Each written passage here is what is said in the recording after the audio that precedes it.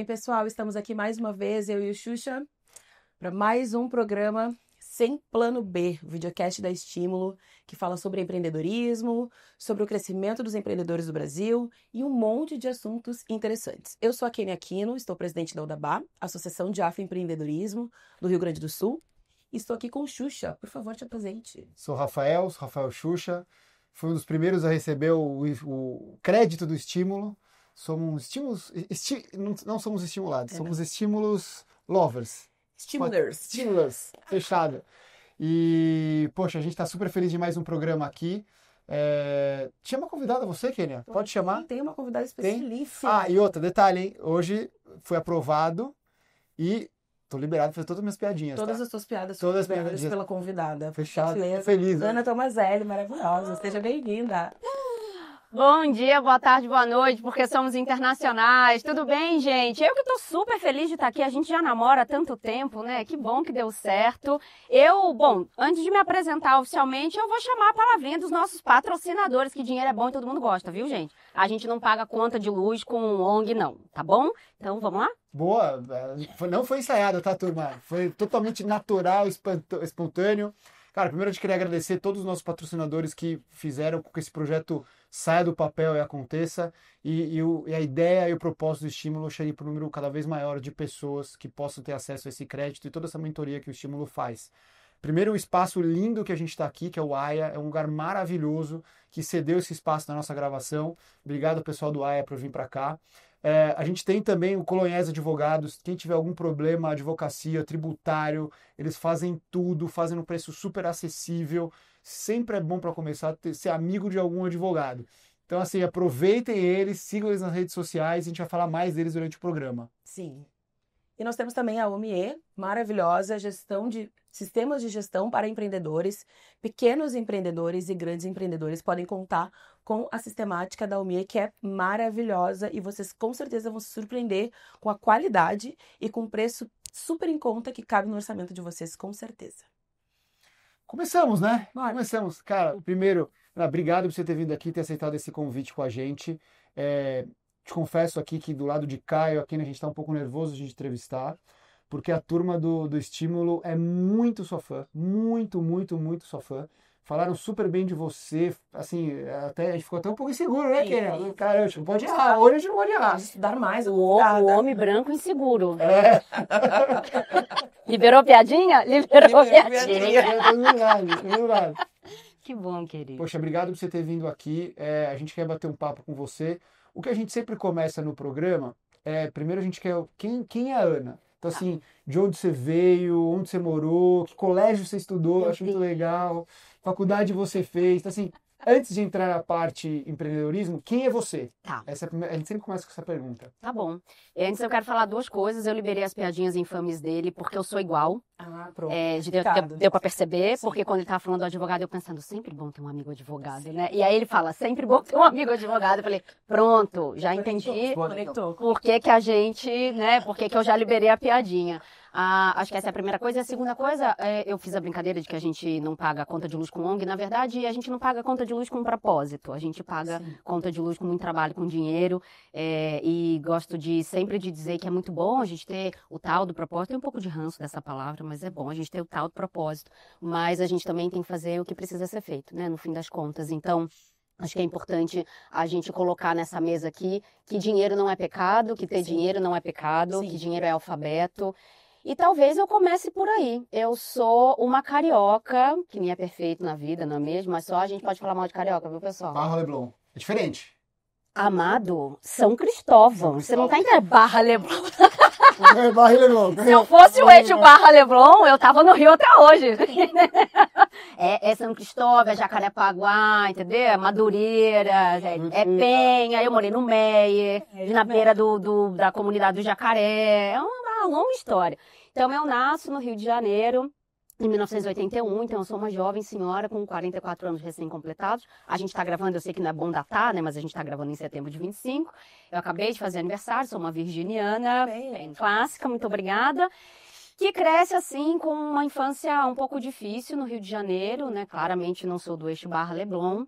E sou criada por um casal de mulheres, um casal homoafetivo. Então, você imagina que na década de 80, minha mãe casada com uma mulher, num relacionamento homoafetivo. E aí eu costumo dizer que a casa da minha mãe sempre foi uma música do John Lennon, né? Imagine all the people. Porque a minha mãe sempre cozinhou muito bem, então ela sempre cuidou de todas as pessoas doentes, as crianças, as plantas, os bichos, os velhos, os idosos. Todo mundo, vocês puderem imaginar, acabava na casa da minha mãe. E aí depois, enfim, tive irmãos, tudo mais, tem irmãos por parte de mãe, irmãos por parte de pai. E aí eu chego na adolescência, assim, ganho uma bolsa de estudos, então você pergunta assim, onde você estudou? Eu pensei, bom, a gente vai ter que fazer um podcast talvez só para isso, né? Porque eu mudei de colégio 9 vezes em 13 anos, porque minha mãe, né, não tinha muita condição, às vezes não conseguia pagar, eu mudava no meio do ano, e aí eu só tinha a camiseta do uniforme e um caderno. E a minha mãe linda, querida, pernambucana, do signo de Escorpião. Ai, amada. Muito linda. Muito tranquila também, né? A minha mãe dizia assim, não é pra ficar de recuperação, não. Se ficar de recuperação, vai reprovar, porque se não aprendeu em um ano, não aprende em 15 dias, né, amada? Eu tomei banho frio até os 13 anos. Então, assim, minha mãe, querida, agradeço muito hoje, né? Eu dou valor a isso, pela minha disciplina, por tudo que eu sei sobre mim, pelo meu ativismo, porque mesmo sem ter o nome, eu cresço numa casa muito ativista, oficialmente. E sou neta de 2 avós negros que casaram com mulheres brancas. E aí, bem, saiu isso aqui, né? Que tenho, na América Latina, tenho passabilidade branca. Eu não me descrevi no começo, então vou pedir desculpas por isso. Eu sou uma morena de pele clara, né? Sou uma pessoa de pele clara. O cabelo tá alisado mesmo, porque ele é enrolado. Meu único defeito estético é esse. Eu tenho os olhos claros, estou com uma camisa azul clara, com um lacinho, parecendo um presentinho de Natal. E agora estou sem óculos, mas eu estava de óculos antes. Dito isso, o que acontece é que no Brasil eu não sou lida como negra, fora do Brasil eu sou lida como latina, como negra, e aí a coisa da raça ela é muito móvel, porque morei fora do Brasil também.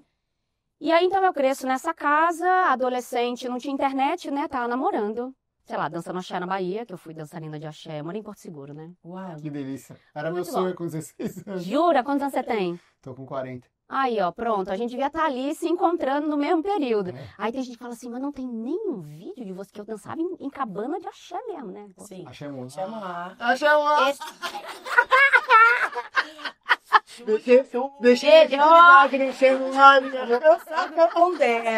Melhor do que ter imaginação é ter memória. É verdade. Não é mesmo? Pois é, eu tava por ali. Digamos que eu estava por ali. E tem, o pessoal que me conhece fala assim pra mim, que agora todo mundo, que eu sou trainee de blogueira, todo mundo quer que eu dance no TikTok, né? Enfim, não queremos fazer sucesso por estes meios hoje em dia, mas não tem nenhum vídeo? Não, gente, não tem nenhum vídeo, tá? Então não tinha internet naquele tempo, não tinha smartphone e tal. E aí, enfim, eu engravido. Câmeras digital, tá? Ah, mas não era essa facilidade do Concordo. vídeo. Passar o vídeo exigia uma logística. É. Você fazia um vídeo, você perdia toda a sua viagem de memória de foto. Então você ficava na foto. Tinha aquele cartão de memória que a Ana não quer. Não quer reencontrar. Não quer. E sabe, as pessoas estavam tomando capeta na passarela do Alto. Deixa elas. Eu tava lá. Deixa tapado na memória. E então, eu engravido aos 16 anos, tenho o meu primeiro filho, Rafael, aos 17, numa situação, por óbvio, muito controversa, porque eu não era uma adolescente sem informação, e foi um acontecimento mesmo. Então, quando a gente fala de educação sexual, etc., principalmente no ativismo para meninas e mulheres, a gente está falando de, mesmo quando a gente tem informação, o único método contraceptivo, 100% contraceptivo, é não fazer sexo com um homem, não é mesmo? Então, assim, fora isso, não tem o que fazer. Então, dito isso, tive aí o Rafael. Eu digo para os meus filhos que se eu soubesse que ia ser tão maravilhoso agora, eu não tinha chorado tanto, né? Filho, ele cresce e fica útil. Sim. Essa é a hora que eu sou cancelada, tá? Filho, ele cresce e fica útil, né? Quando tu começa a te levar em restaurante japonês e tal, paga pra você, aquelas coisas todas. Então, hoje tem o Rafael, de 27, tenho o Guilherme, de 17, eu tenho a minha filha favorita, que é a minha nora Camila, que é a esposa do Rafael, e agora a minha segunda filha favorita, que é a Gabi, a namorada do Guilherme. Então, sou muito feliz com os meus filhos. E eu fui, na verdade, Xuxa, respondendo sua pergunta, tudo que eu não queria ser na vida, eu fui. Mãe casada. Eu não queria. Eu fui criada por essas duas mulheres para estudar, ser independente, enfim, ter a minha vida. Eu fui criada para fora do casamento heterossexual, heteronormativo. Falo para minha mãe que eu sou uma grande decepção, né? Porque, enfim, virei hétero, gosto de homem, quero casar, sabe? Tudo aquilo, né? Que eu não ouvia que não era para fazer, mas eu fui criada para aprender que existiam outras coisas. Só que eu sou uma princesa da Disney da década de 80, né? Tô navegando também que nem a Moana, mas assim, tô lá esperando o beijo, que não pode, que é assédio, né? Também, a gente aprende isso depois. Hoje a gente sabe. Dito isso, eu conheço meu primeiro marido por intermédio de um amigo e venho para São Paulo. Desculpa, o teu marido não é o pai do Rafa. Não é o pai biológico do Rafa. Foi o pai que criou o Rafa. Tá bom. Então é o pai, né? Então é muito interessante porque se o meu filho estivesse aqui agora, ele parece ser o filho, não meu. Porque ele é louro, branco, do olho azul. E aí a minha ex-sogra tinha o olho azul. E o meu marido, o olho escuro. Aí as pessoas olhavam pra gente e falavam, mas de quem é esse olho? E ele falava, da minha avó. Tá sabendo biologia direitinho. O que eu tô querendo dizer com isso? Que os tecidos afetivos, eles se constituem um pouco a nossa revelia do ponto de vista positivo também. Às vezes a gente quer meio que controlar tudo e não precisa, porque o Rafael foi feito para a família do meu primeiro marido. É impressionante, assim, como a coisa encaixou.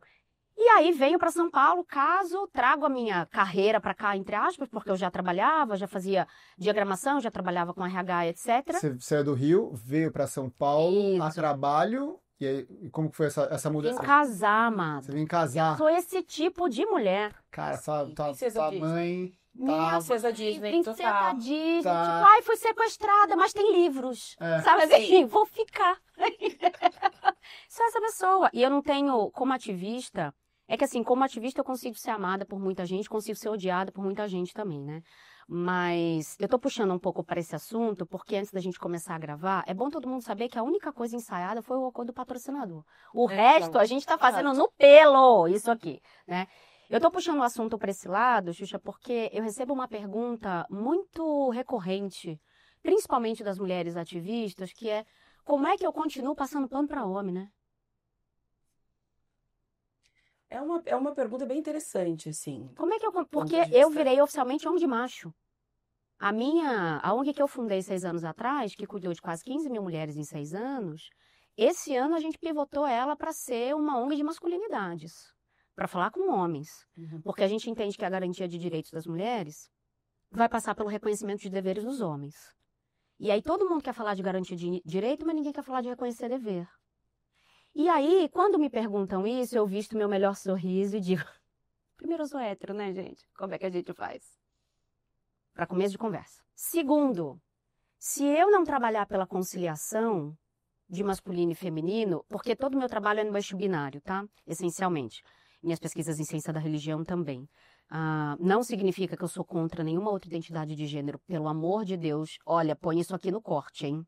Essa geração Z que tá aqui, esses meninos devem ter tudo 20 e tantos anos, né? Sei lá, tem cara de novo. Não é sobre isso, é sobre trabalhar no que, nas minhas pesquisas de ciência da religião, eu chamei de eixo original de opressão, baseado no mito de Adão e Eva. Eu sou uma pesquisadora de Bíblia, especificamente de Gênesis, né? Do mito da criação. E aí eu digo, bom, primeiro eu sou hétero, segundo, se eu não trabalhar pela conciliação de masculino e feminino, o que me sobra? Conflito?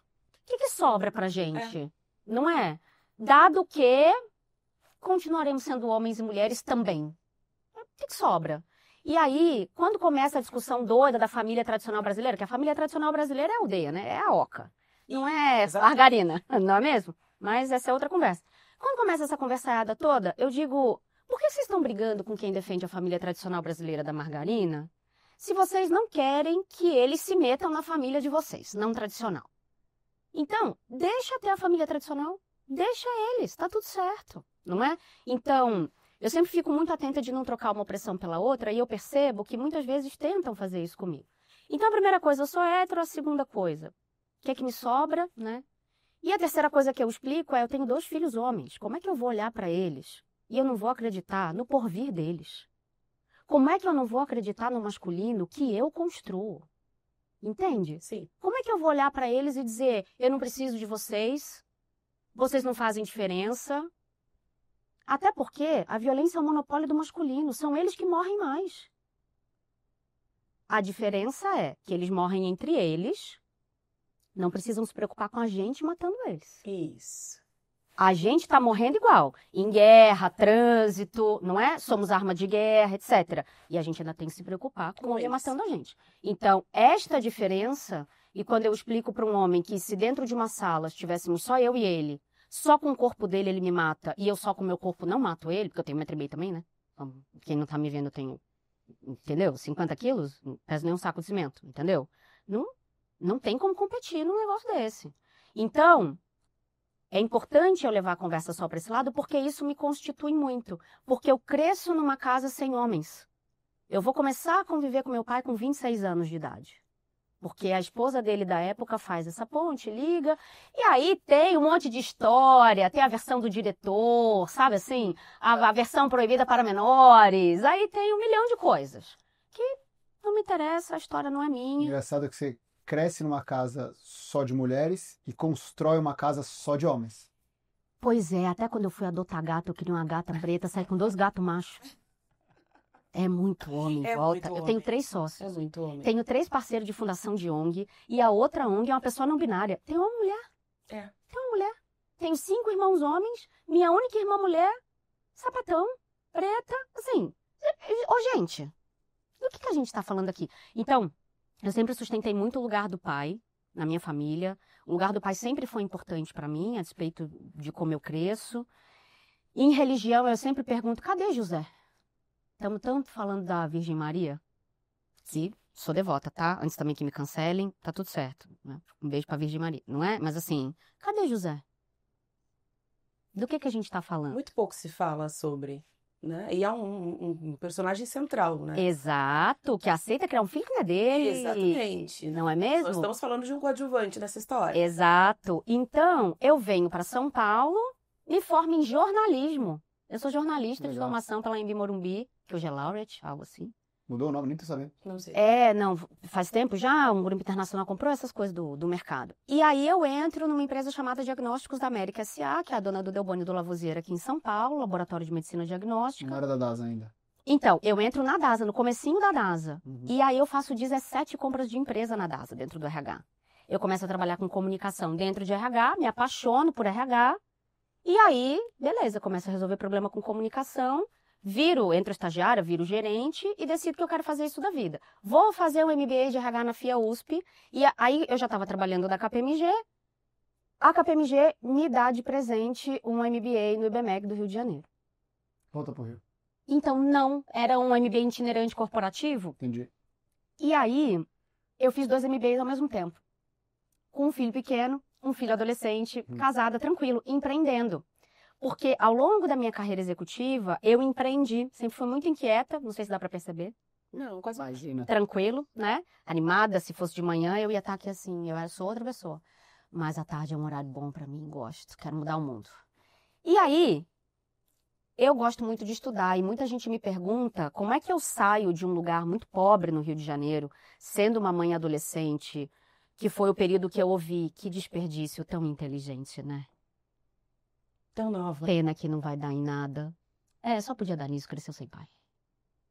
E aí, eu grávida na adolescência, era o atestado de falência Da instituição. da minha mãe Sim. com a companheira, com a minha tia, né? A gente aprendeu a chamar de tia, com a minha segunda mãe, não é?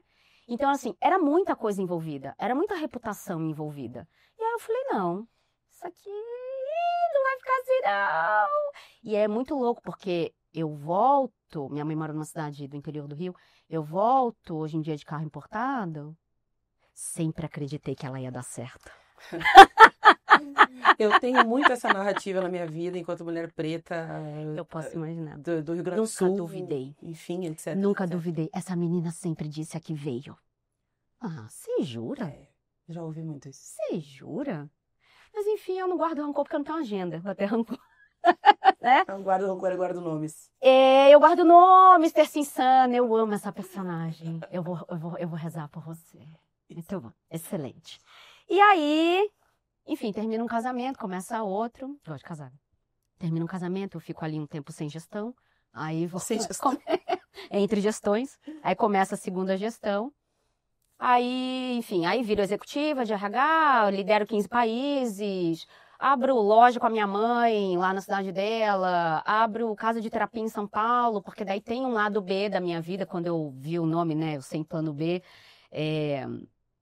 eu fico pensando, nossa, minha vida sempre teve lado B, né? Não era um plano B, as duas coisas sempre foram meio um plano A. Mas eu tive casa de terapia, tive empresa de cuidador de idoso, tive lanchonete, ia estudando. E tenho esse lado B, que eu sou meio abraçadora de árvore, assim, né? Então, sou reikiana, sabe assim, essas coisas? Dá uma rezada, vamos dar uma rezadinha aqui e tal. Então, gosto também porque eu não acho que eu seja um corpo que tem um espírito, eu acho que eu sou um espírito que tem um corpo. E eu também não acho que eu tenho um sonho, o sonho é que me tem. Então, o melhor que eu posso oferecer para ele sou eu disposta, enfim, maneira pra caramba, né? Engraçada e tal. E pronta, tecnicamente pronta. Para mim, esse é o lance, assim. Aí eu separo, vou morar fora do Brasil, morei nas Ilhas Caimã, no Caribe. Como é que você explica uma fundadora de ONG, de OSC, morando num paraíso fiscal, amada? Pensa nessa piada. E você foi fazer o quê lá, meu? O que Foi. você faz? Nada, nós estávamos aqui no Rio, periferia, estamos no Rio. Aí fui pra Bahia dançar. Isso aí. Morei das Ostras, morei em Teresópolis. Ilhas Caimã, do nada. Do Neida. Então, para responder quem sou eu sou uma mergulhadora de cilindro, né? De PAD, né? Amadora. Nós somos uma família de mergulhadores, oficialmente. Eu, meus filhos, minha nora.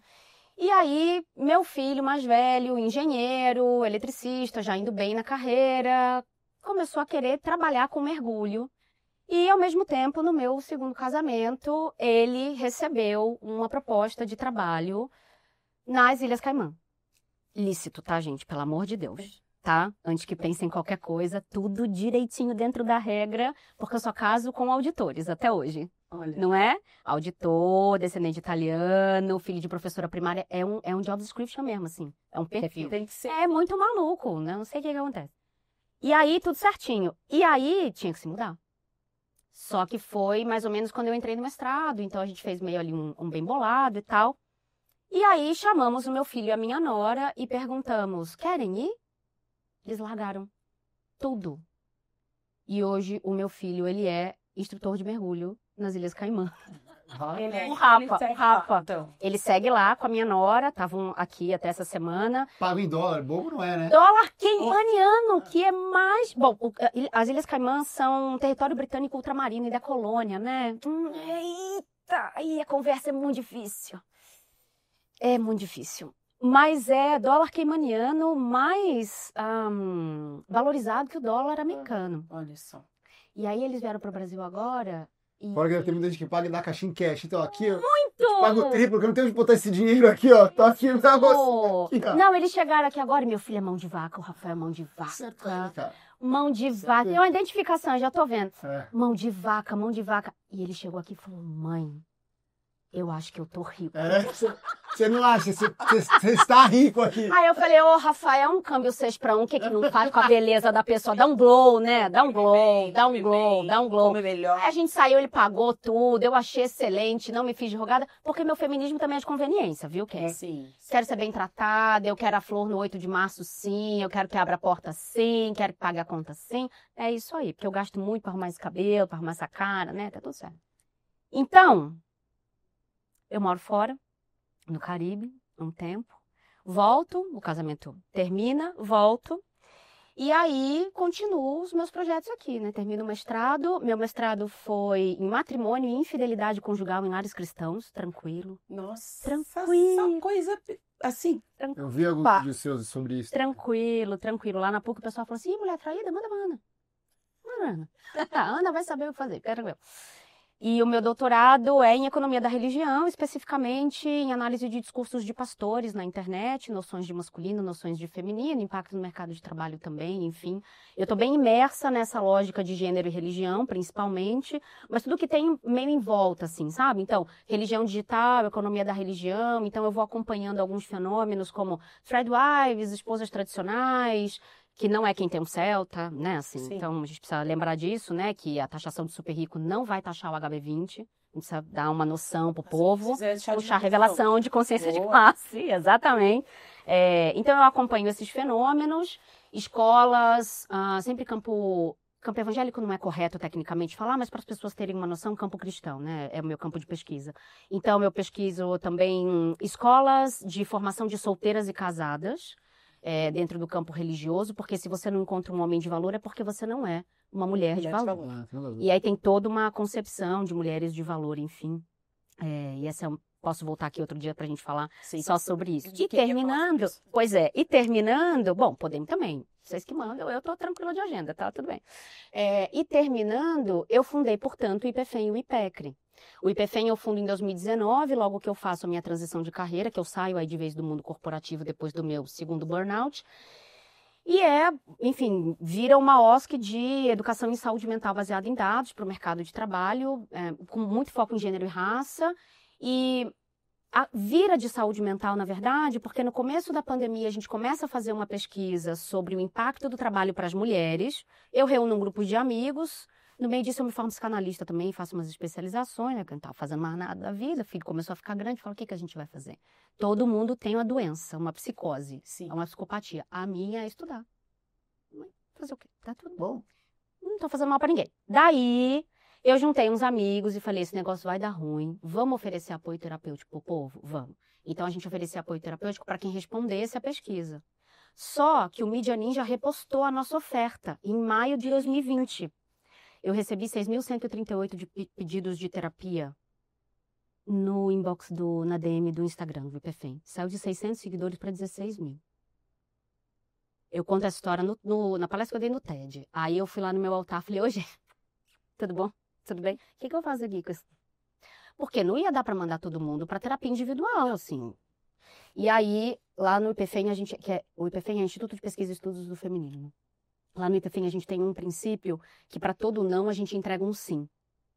Então, eu ia oferecer um não de individual, eu montei um protocolo, separei criticidade, mas aí, o que a gente fez? Eu comecei a dar aula de educação em saúde mental para turmas de 400 pessoas. E aí eu começo, então, eu sendo eu. Eu vou juntar a ferramenta corporativa com psicanálise, com antroposofia e vai sair um negócio semiótico que é maior que a soma das partes. E eu comecei a receber feedbacks de pessoas que começaram a ter coragem de mudar de casa, coragem de terminar relacionamento ou começar casamento, se candidatar para vagas de trabalho que elas achavam que elas não mereciam. E aí eu chamei o time do IPFEM e falei, a gente coloca pessoas em movimento. Que a gente não sabe em que direção com que velocidade a gente não sabe. É como se só a gente proporcionasse um movimento dela dentro dela. E aí ela faz o que ela tem que fazer.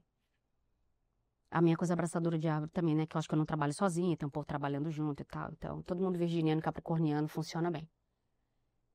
E aí, 2024, ano passado, um colega meu da PUC, sabendo que eu tenho o IPFEM, ele me chama porque ele quer fundar um instituto de pesquisa de religião e ele queria saber como é que era a minha experiência.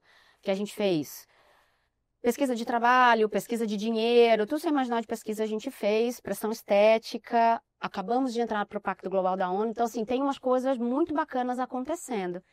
E aí eu falo pouco, né, fico 2 horas explicando para ele o que é o IPFEM, e no final ele olha para mim e fala assim, você não quer fundar comigo? Falei, Deus, se for da sua vontade, a sua filha está pronta. Falei, se eu não tiver que ser a pessoa do Banco do Brasil e do cartório, eu topo.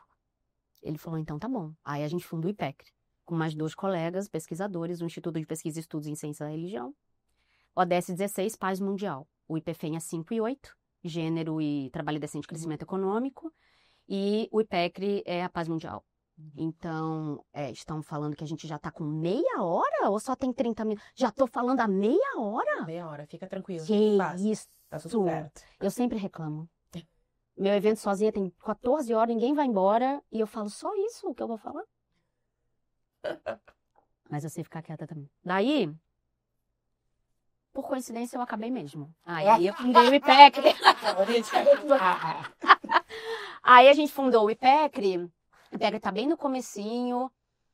Então, a gente tá lançando livro, fazendo revista acadêmica. A área acadêmica no Brasil é complexa pra caramba. É tipo um esquema de pirâmide. Tem que ter umas notas, uma qualis, não sei da quanta, um CAPS, não sei o quê, um currículo Lattes. Ninguém sabe como é que monta aquele negócio. É uma outra área mesmo, um outro campo totalmente diferente, mas que dá muito lastro para tudo que eu quero fazer no terceiro setor, tudo que eu quero fazer no setor privado, e eu presto serviço para a área pública. Então, é como se eu tivesse, enfim, em vários lugares. Não, tem mais uma coisa que eu tenho que contar. Aí, ano passado, tá vendo uma pergunta só que você me fez. Aí, ano passado, o pessoal pergunta, você dorme? Durmo. Durmo, treino, não sou atleta, né? Mas assim, durmo, treino. Quando posso, faço outras coisas, então, assim, né? Tá tudo certo. Aí, março do ano passado, um vídeo meu viraliza. Porque eu nunca quis trabalhar com internet. Isso é uma coisa importante de dizer para nossa audiência, assim. Não vai ter como não trabalhar com internet nos próximos 10 anos. E eu resisti o quanto eu pude. Porque na viralização do IPFEM em 2020 não tinha a minha cara. Era um post com um quadrinho da Elodângelo que ela fez pra gente. E eu já tive que lidar com o fenômeno de viralização. Só que nessa época, o meu conselho já tinha dito assim, a gente queria que você ficasse um pouco mais conhecida como pessoa física para puxar a ONG, para fazer a transferência de capital reputacional. E aí eu disse, é sério? Sim, e não parece, mas eu não sou tão sociável assim, né? Eu não convivo com pessoas. Ah, diretora de RH, você gosta de gente? Não. Eu conserto, gente, outra coisa, né? Não sou a pessoa que tá embalada, não sou a pessoa que tá em churrasco, eu não sou essa pessoa. E eu não tive Orkut, né, gente? Eu fui ter Facebook para fazer um trabalho para a KPMG, assim, não sou real essa pessoa. Aí eu falei, tá bom. Fui lá comprar umas roupinhas melhor, né, que eu só andava de camiseta preta, tirar umas fotos para assessoria de imprensa e comecei a fazer imprensa. Como jornalista, comecei a dar entrevista, tal, participar de podcast. Até que um dia faltou alguém, me puseram no buraco, porque eu dizia, gente, eu sou tapa-buraco mesmo, eu não tenho orgulho, não. Caiu pauta, não tenho o que falar, não sabe o que falar, me chama que a gente faz funcionar. E numa dessa eu fui. E aí um cortezinho em que eu digo assim, também o RH fica com essa resenha de que o jovem não quer ser líder. O jovem olha pra gente e vê o quê? Divorciado, medicado, com a pálpebra tremenda. Claro que ele não quer ser líder, gente. Nem eu. Não, eu também. Nem eu ia querer. Entendeu? Jovem. Não, e jovem não dá em árvore. A gente criou esse jovem. E aí eu começo a bater na minha geração. Vou falar nossa, porque você parece ser muito mais jovem, então velho aqui é nós. Não. Tá? Os velhos aqui, as Só crianças. 75, querida, fica bem. As crianças sobreviventes da década de 80. Nossa. Sem cinto no chevette. Exatamente. Sobrevivemos ao show da Xuxa. Isso aí. Beliscando de criança. Camiseta molhada. Gente, Mussum, preto bêbado. Que isso? Que Trapalhões, Chaves. vergonha. Fui feliz. Não entendia, mas fui feliz. Estamos traumatizados, né, amado? Mas estamos aí. É terapia hoje, né? É literalmente o olho tremendo. Exatamente. E aí, esse vídeo, quando ele chega, sei lá, em 20 mil visualizações em 3 horas, eu falei, esquisito, né? Meu Instagram tinha 1.600 pessoas, assim. Eu sempre pesquisei carreiras digitais, mas nunca fiz muita coisa. LinkedIn talvez um pouco mais, porque, enfim, como RH. Gente, eu tinha 1.600 pessoas. Hoje, 1 ano e meio depois, eu tenho 133 mil orgânico. Porque começou a viralizar uns trechos que eu já tinha publicado. Porque eu só populava. Porque quando perguntavam quem é a Ana do IPFEM, aí eu dizia, é aqui, ó. Tá aqui. Né? Era mais uma referência nesse sentido a pedido do conselho. Eu costumo dizer que tudo que eu tenho eu devo ao IPFEM mesmo, assim. Porque por causa dele eu fui fazendo coisas que também me levam a outros lugares. E aí, um cliente que eu tinha na época um cara de tecnologia, começou a falar, mas você não acha que dá para fazer dinheiro com isso? Aí eu falei, você tá de brincadeira que você quer que eu dance no TikTok? Que ele sabia que eu era dançarina de axé. Você quer que eu dance no TikTok, que eu bata um suco verde 5h05 da manhã, abra uma câmera e diga, vamos saudar o sol? E mostre meu café da manhã? Não, gente, não vai dar. Não, tem outros jeitos de fazer isso. Então, eu tinha muitos preconceitos com o assunto e fui muito resistente por algum momento. Só que chegou uma hora que eu falei, eu vou ver o que é isso aí. O que de pior pode acontecer? Passar umas vergonhas? Não vou morrer, né? E aí ele vira meu sócio, porque ele me apresenta para outros 2 caras que são da máquina, da indústria, porque digital tem uma barreira baixa, mas não é assim, ficar milionário em 7 dias sozinho, calma, né? Vamos nos desesperar com calma. E vira uma empresa como qualquer outra. Tem gente ali para trabalhar, tem que pagar imposto, tem que... Mas tem... A gente está inventando esse território ainda. Sim. É muito jovem esse território. Então, sim, se eu quisesse, eu podia. Tá dançando, eu podia. E tudo bem para quem faz também. Mas eu tive e ainda tenho que atravessar os meus preconceitos. O principal deles é... Bom, isso vai diminuir a minha autoridade como pesquisadora, como executiva internacional. Mas aí eu parei para pensar, eu falei, com dinheiro na conta?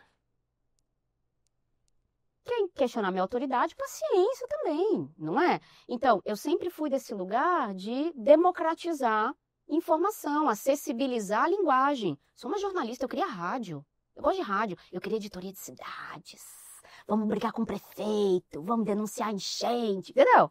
Eu gosto de prestar serviço, eu gosto de ser útil. Sim, sim. Então, se a minha mensagem chega mais longe e se é pela internet, quem sou eu para questionar o alto, né? Democratizar o conhecimento é algo fenomenal. Total. Então, e é muito papel do jornalista, né?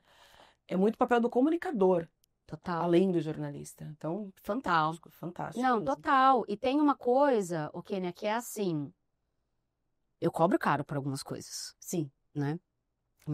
Esse meu cliente me sacaneava muito, ele falava assim, ela custa uma fortuna, eu falava, custo mesmo, não é? Tem vergonha nenhuma de dizer isso, porque invisto muito também em muita coisa, mas se eu ficar só trabalhando com rico, eu faço o rico com mais conhecimento e deixo o pobre sem conhecimento que eu poderia levar. Na verdade, é a questão do entender quem vai te trazer o valor para que tu Exato. possa fazer o prolabore para quem precisa. É Robin Hood do É capitalismo. isso aí. Pra mim é isso. É. E eu costumo dizer que eu sou um pônei de Troia, que eu não tenho tamanho pra ser um cavalo, né? Aí vocês vão rindo. Quando vê, toma aqui. Então, eu faço palestras, por exemplo, sobre o futuro do trabalho. Sim. Mas eu conto mesmo a história do Brasil. E por que a gente tem apagão de mão de obra hoje em dia? Depois de ser invadido, depois de escravização, depois de ditadura, depois de muitos imigrantes no Sul ganharem terra Sim. e desconto imposto e semente, e aí eu digo para uma plateia de brancos, isso é cota. Prosperar com cota é As fácil, né? primeiras cotas do Brasil, né? Foram para as pessoas Prosperar com brancas. cota é fácil, Sim. não é? Então, eu dou uma aula de história. Falando de futuro do trabalho. Vamos falar de futuro de trabalho. Então, a gente não pode falar de futuro sem olhar para o passado. E hoje a gente não constrói futuro, a gente constrói passado. Então, essa conversa de que a gente está construindo o futuro, para mim, ela é muito... Ela não para de pé. Porque quando a gente vai numa entrevista de emprego, quando eu venho aqui, né? Então, o que o Xuxa me perguntou? Me fala onde você estudou, quem é você, o que você faz, tipo o Globo Repórter, do que se alimenta, né? Assim, onde vivem, não é? O que comem. A gente fala o tempo inteiro de passado. Ah, vou conhecer uma pessoa, sei lá, para apaixonar ou para ser amigo. Você conta a sua vida. Você vai fazer um casamento, é aquele PowerPoint ridículo da juventude. Você com seus amigos, bêbado. Tudo isso é passado. Então eu digo, futuro não tem. A gente está construindo passado. Você se orgulha do seu passado? Quando eu fiz a pesquisa de autoestimas lá no IPFEM, as mulheres têm um nível absurdo de autoestima biográfica. Elas têm orgulho da história de vida delas. Mas elas não têm orgulho, não têm autoestima financeira, material, patrimonial. E muitas vezes não têm intelectual. Estética é a pior delas. E aí você fala, pera, porque o pessoal põe autoestima tudo no meu balaio, né? Pera, calma. Vamos separar aqui um pouquinho. Olha para trás. É isso que vai dar o gás para continuar. E tu acredita que isso se reflete nas empreendedoras, num geral? Totalmente. É porque aí a gente precisa se perguntar, né, Kênia, de que empreendedora a gente está falando. Sim. Toda vez que alguém fala assim, fala de mulheres. Eu falo, que Qual mulher? Se a mulher branca está dizendo agora que casamento não precisa, mas a mulher negra nunca teve o lugar do casamento central, romântico, afetivo. A mulher negra quer entrar de branco na igreja. Sim. Muitas vezes, não é? Então, eu quero esse território para mim. Então, a mulher tem que trabalhar fora. A mulher negra está trabalhando fora a vida inteira. Tem uma cena, né, de uma série chamada Coisa Mais Linda, que elas têm essa discussão, as duas personagens. É uma mulher negra, elas se tornam sócias. E aí a mulher branca vira pra negra e fala assim, mas eu quero trabalhar, eu quero sair pra rua, eu quero ter minha independência. Aí a negra fala pra ela, não, eu estou trabalhando a minha vida inteira. É isso. Eu não tive opção. É isso. Né? Então, as duas têm filho, mas aí uma cuidava do filho da outra. Então, assim, eu não cuido do meu pra poder cuidar do teu. Exato. Então, no Natal, nós estamos no Natal, no Ano Novo, sim, à beira da represa, entendeu? Sim. Fala. Sim. Muito feminista, mas tua mãe tá lavando a louça? Sim. Amada, me ajuda, não é? Então, de que mulher a gente tá falando? De que empreendedora a gente tá falando? Porque, e aí, não vou contar novidade nenhuma, mas tem a mulher que vai empreender. Por exemplo, as mulheres que eu dou mentoria, né? Que são minhas alunas. Não na ONG, mas no meu trabalho pago. Executivas que têm dinheiro. Chega dessa merda. Pode falar palavrão, será? Palavrão? Tá liberado. Pouquinho só. Tá liberado? Não vou falar. A gente fala com pi, fica tranquilo. Mas é porque o carioca, sem falar palavrão, é muito difícil, né? Mas eu também falo. É eu me controlo muito porque eu sou da aviação. Mas no YouTube pode, no YouTube pode. No YouTube pode. No YouTube pode. Então, basicamente, executivas que disseram, chega dessa merda. Entendeu? Chega dessa merda. Eu quero fazer alguma coisa. E aí, olham pro terceiro setor ainda de um jeito mais caridoso, religioso, tudo bem. Vamos fazer uma campanha do agasalho, vamos dar comida, vamos reformar um orfanato, mas a gente precisa de capital intelectual no terceiro setor. Essa é uma outra conversa. Mas elas dizem, eu quero empreender em alguma coisa. Beleza. E aí eu ajudo elas a fazer esse caminho. Juntar com uma outra empreendedora, fomentar alguma coisa, então tem algumas possibilidades. Só que na ONG, por exemplo, eu cuido de empreendedoras que empreendem por necessidade. Então, aqui eu estou empreendendo por realização, aqui eu estou empreendendo por necessidade. E são empreendimentos completamente diferentes. Porque aqui eu estou empreendendo com estética, com comida, com vestuário, né? Majoritariamente, por necessidade. O básico, barreira de entrada baixa, posso fazer em casa, abro ali uma portinha. Vou dar o exemplo das famílias de caminhoneiros de Barretos, um projeto muito legal que a gente está fazendo, que me surpreendeu muito as mulheres dos caminhoneiros. E aqui... eu quero abrir um café com livraria, eu quero abrir uma loja de arranjo de flor, sabe? Arranjo para evento e tal. Que tá tudo bem, viu, gente? Não tem problema não, pode fazer seus arranjos a hora que você quiser, tá tudo bem, não tem problema. Mas são completamente diferentes, entende? E aí, eu tava costurando a coisa da internet pelo seguinte, essa aqui, por necessidade, ela depende hoje da internet. Porque essa aqui tem rede de contato. Essa aqui vai ter alguém que vai falar assim, vou pôr um dinheiro nesse negócio aí, vamos ser sócia? Amiga, vamos, entendeu? Aí abre, geralmente em Pinheiros, Vila Madalena, nada contra também, tá, gente? Enfim, não é? Mas esse circuito ali, Jardins, Bela Vista, falando de São Paulo, né? Ou em Copacabana e tudo mais. Agora, aqui, não tem rede. Não tem alguém para falar, vou pôr um dinheiro aí. Por isso que iniciativas como a Estímulo são tão necessárias. Sim. E eu fiquei muito encantada quando eu conheci. Porque não tem alguém para falar assim, tô com esse dinheiro aqui parado. Inclusive é o oposto, né? Uma das maiores reclamações que nós temos dentre as afroempreendedoras, os afroempreendedores em geral, sobretudo mulheres, é que a gente chega nos lugares para pedir um apoio financeiro e, em geral, já é negado na porta. Não, e são as melhores pagadoras. Eu chego na porta com o meu turbante, com a minha guia de religião, eu já não recebo. Aí tá pedindo ele já não me recebe da mesma forma, entende? Então é muito... cruel, né? Não, esses meninos não têm... Esses meninos também não têm educação. Não, esses meninos, eles não têm amor no coração. Eu concordo com você totalmente. Aí a gente teria que conversar sobre racismo religioso, etc. Porque no IPECRE a gente quer propor uma discussão que é assim, esse Estado não é laico, nunca foi. E não precisa ser. Essa é a nossa diferença de pensamento. A gente só precisa entrar num acordo sobre como fazer um Estado religioso funcionar. Porque tem alguns pesquisadores, tem um cara que eu gosto muito, que é o Bittencourt Filho, ele vai falar da matriz religiosa brasileira. Ele vai dizer que tudo o que acontece no Brasil nasce de uma matriz religiosa brasileira que ele vai dizer, bom, tem os indígenas, a matriz religiosa, que na nossa concepção de religião a gente chama de religiosa indígena, a gente vai ter a matriz cristã, católica majoritariamente, agora um pouco mais protestante, que tem uma diferença fundamental, a gente vai ter a matriz africana, de quem veio, e a África não é um lugar só, vamos lembrar, são 54 países, então, e hoje o que a gente produz aqui de religião, eles quase não produzem lá. Claro. Veio de um lugar uma região muito específica de África, né? Exato. E foram muito colonizados também, enfim, principalmente Inglaterra, anglicano, etc. Bom, e a quarta, o kardecismo. Um beijo para os kardecistas, eu fui kardecista há 12 anos. O kardecismo porque o Brasil é o país mais kardecista fora da França. E o kardecismo é muito cristão. Tem uma base muito cristã. E tem uma roupa científica filosófica. Então, é um discurso elitizado que cai bem.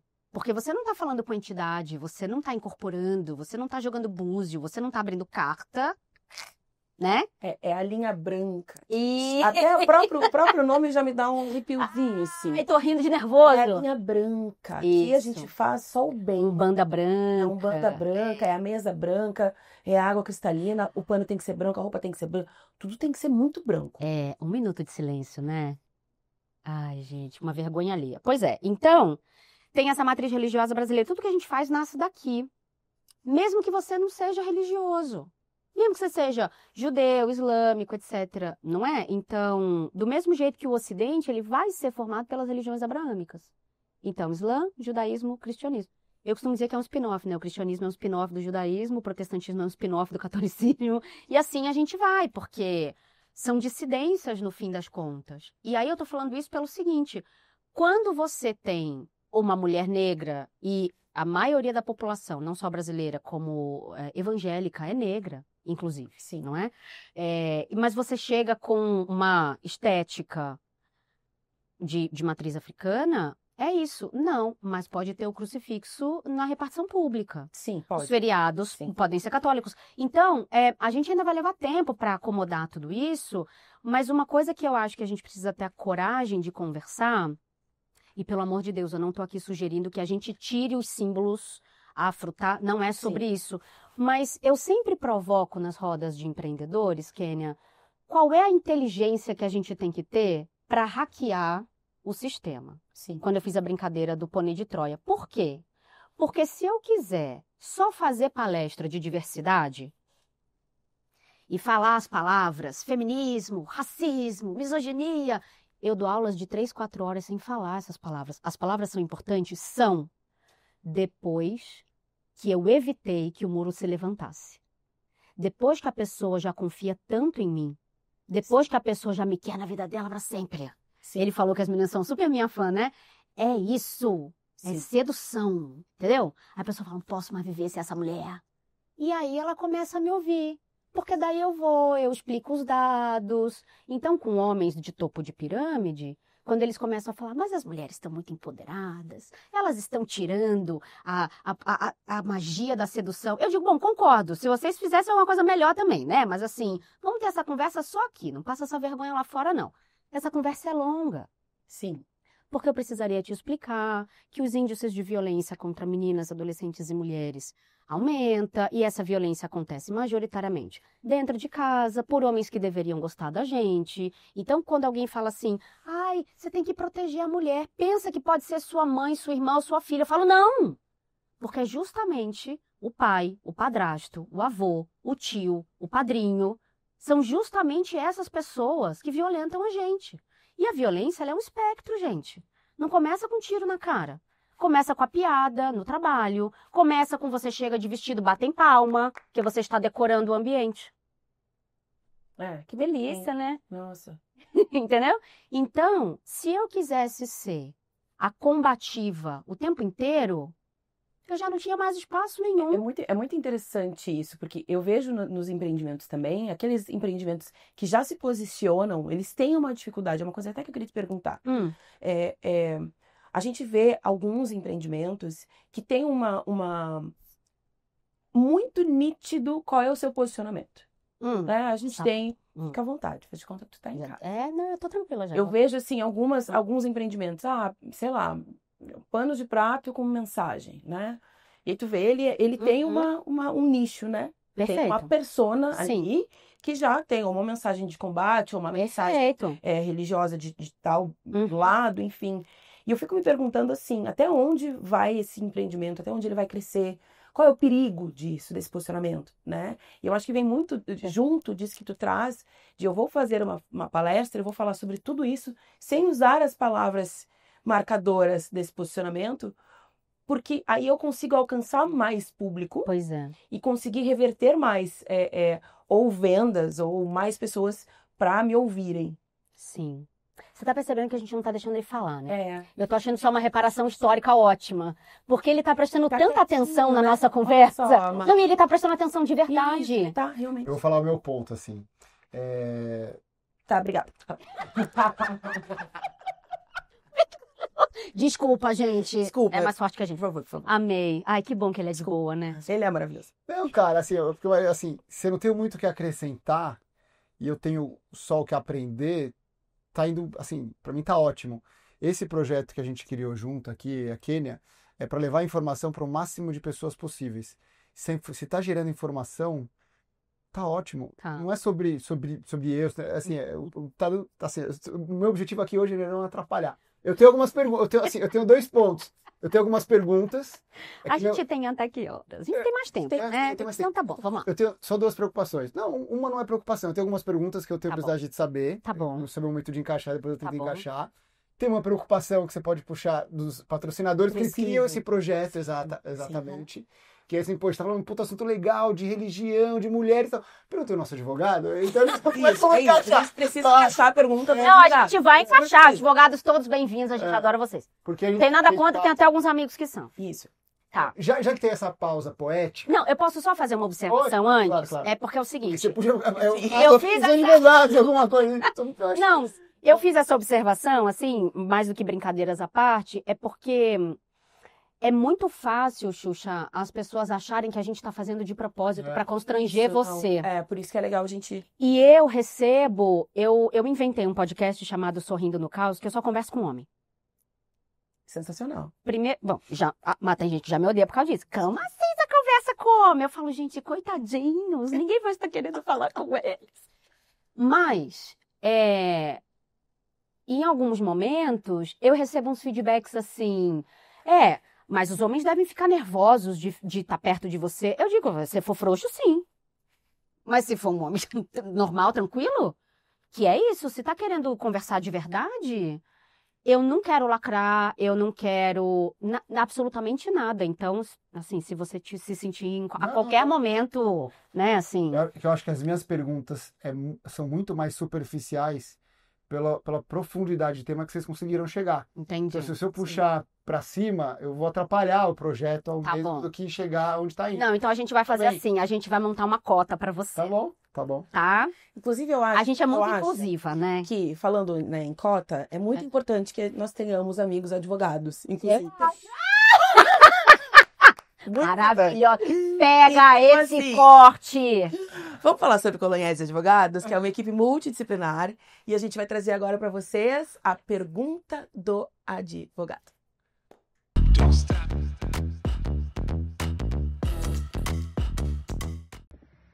Olá pessoal, tudo bem? Vamos para a nossa primeira pergunta, que é o tema da multa contratual. Esse é um tema tão importante na vida dos empresários e que muitas vezes passa despercebido. A importância da multa, ou chamada tecnicamente de cláusula penal. No dia a dia dos contratos e das mais diversas relações, o empresário se faz valer, ele utiliza, ele inclui no seu contrato uma multa, caso haja o descumprimento ou atraso da prestação que é devida pela outra parte. O que muitas vezes passa despercebido é que essa multa, se ela não é bem redigida, ela vai prejudicar o próprio empresário.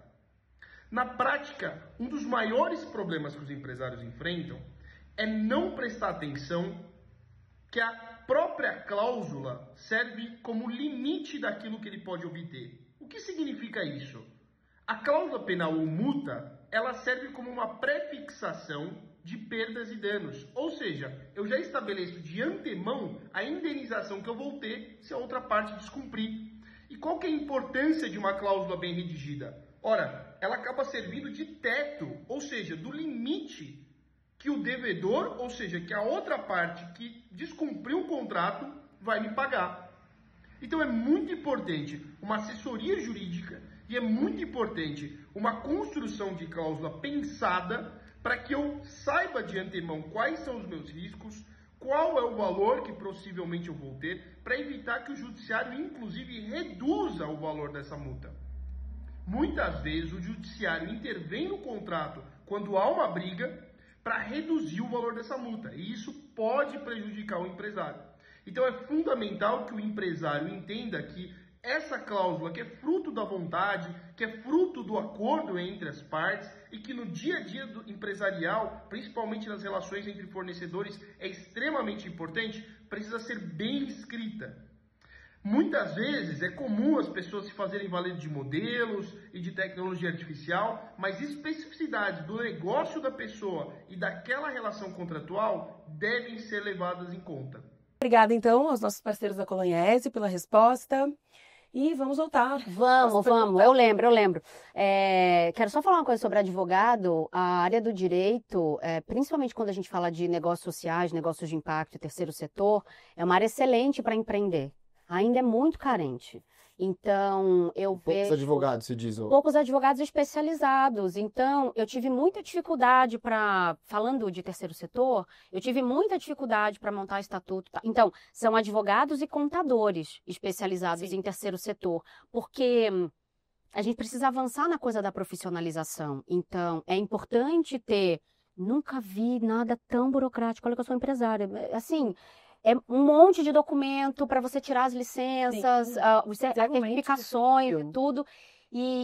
Bom, eu tenho um escritório, né, que me apoia nisso, especializado em terceiro setor especificamente, mas é muito importante que também se pense nisso, que as empreendedoras procurem orientação jurídica, principalmente quando a gente vai falar de propriedade intelectual, por exemplo, que é coisa que a galera não dá, eu já fiz um Instagram, né? Não, eu já fiz um Instagram, a marca já é minha, no caso, não é? E não tenta entrar direto na Biblioteca Nacional para registrar, porque vai ter gente que vai se opor, aí você não vai saber fazer, vai ser mais caro, enfim. Então procura um advogado mesmo, tá, gente? Eu sei que às vezes é difícil, mas... Não é só pelo patrocinador, é porque realmente é importante. É um dinheiro bem gasto. A gente sabe que, estando à frente das OSCs, né, às vezes até em questão, a gente já perdeu editais, já perdeu parcerias, porque não estava com toda a documentação regularizada. Isso. E eu vejo muito, assim, pessoas incríveis, com projetos incríveis, coletivos maravilhosos, que não são formalizados. Sim. Isso é uma coisa meio básica, assim, mas Total. que acaba, o pessoal vai trabalhando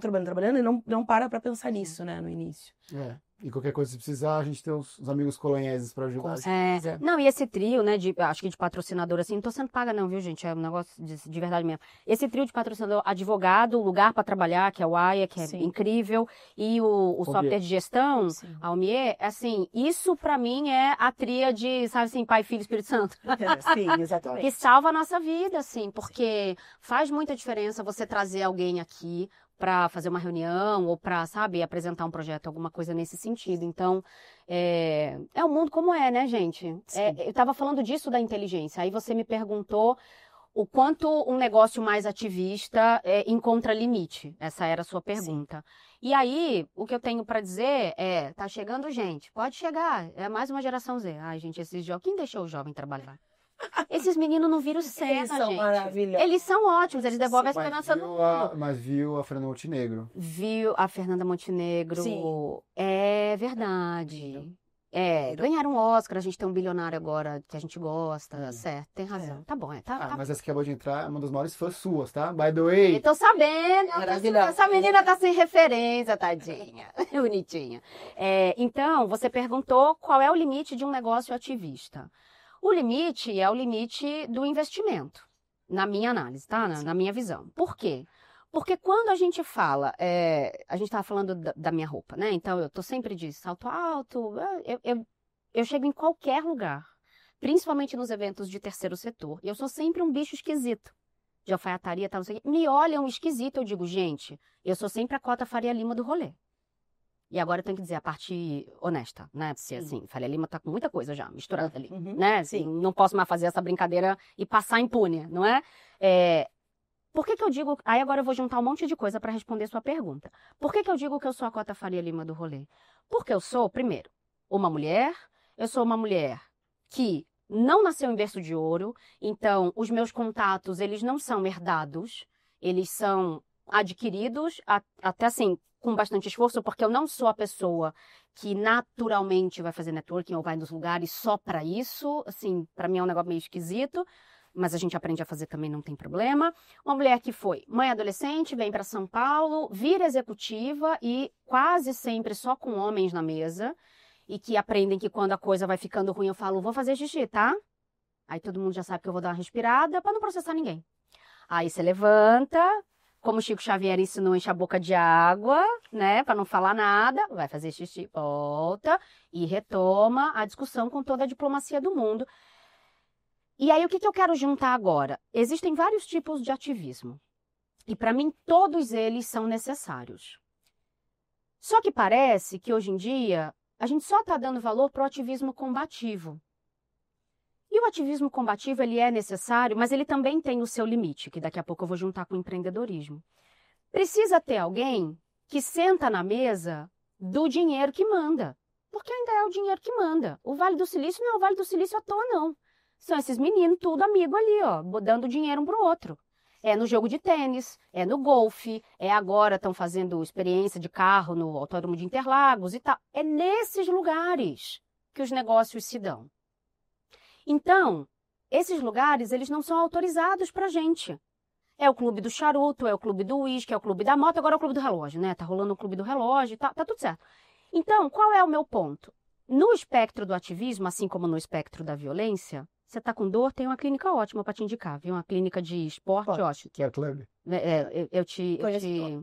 A gente conhece o dono, ótimo, excelente. Contatos, né? Contatos. Então, do mesmo jeito que a violência é um espectro, o ativismo também precisa ser, o empreendedorismo também precisa ser. Quando eu falo em ativismo, é o seguinte.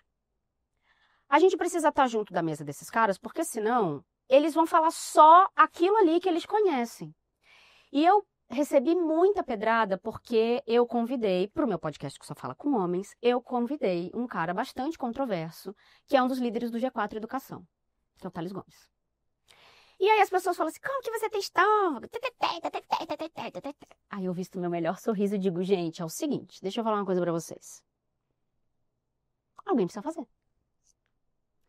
E eu prefiro que não seja a mulher negra, porque a mulher negra tá cansada. Mais do que eu, porque a bota do policial tá no pescoço dela.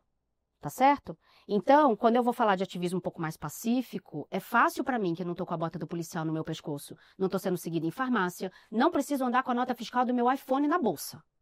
Tá certo? Então, eu descanso rapidinho e volto. Porque quem me ataca? Mulheres brancas privilegiadas de São Paulo e Rio de Janeiro. Eu falo eixo sul-sudeste Brasília, né? E aí o que eu digo pra elas é, como uma boa psicanalista que sabe fazer uma chantagem, porque a minha humanidade também precisa vir para a mesa, eu digo, bom, se você dorme em paz, sabendo que você pode fazer coisas que mulheres negras não podem para protegê-las, aí é você com a sua consciência, né, amada? Eu não posso fazer nada se o seu castigo é ser quem você é. Eu tomo um omeprazol, tomo aqui um protetor gástrico e vou fazer o que precisa ser feito. Também porque existem intersecções entre mim e ele. Existem. Sim. E é nessas intersecções e nessas brechas que eu vou trabalhar. Por quê? Se ele tiver que me odiar, ele tem que me odiar por minha culpa. É porque juntaram eu e ele num post aí uma vez, antagonizando, eu nem sabia que ele existia, né? E aí eu descobri que eu era grau 1 dele. Que eu trabalhava com uma amiga de infância dele. E aí ela fez a ponte, eu fui lá e disse, olha, falaram mal de você no LinkedIn e me puseram como lado bom. Mas assim, se você tiver que me odiar, tem que ser minha culpa, né? Aí eu vim aqui. Aí ele olhou pra mim. E uma conversa de 15 minutos durou 2 horas e ele aceitou gravar comigo. E aí, foi quando rolou a história toda do... Deixa o homem ter a família tradicional dele, gente. Ele não falou que a mulher não pode ser CEO. Ele não quer uma mulher CEO. Ele pode não querer.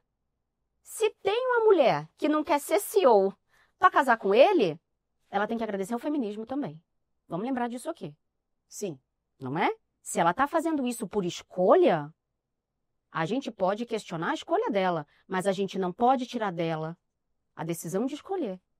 Sim. Tá certo? Sim. Então, mulher vai falar um monte de merda, um monte de mulher fala um monte de merda, faz um monte de merda. Eu vou defender até a morte o direito dela falar. Aí, da porta para dentro, a gente se arruma. Entende? Então, é isso. Não concordo totalmente com as ideias. A gente precisa continuar exercendo a capacidade de dialogar. Porque eu sei que hoje, se eu quiser passar a mão no telefone e ligar para esse cara me atende. Sim.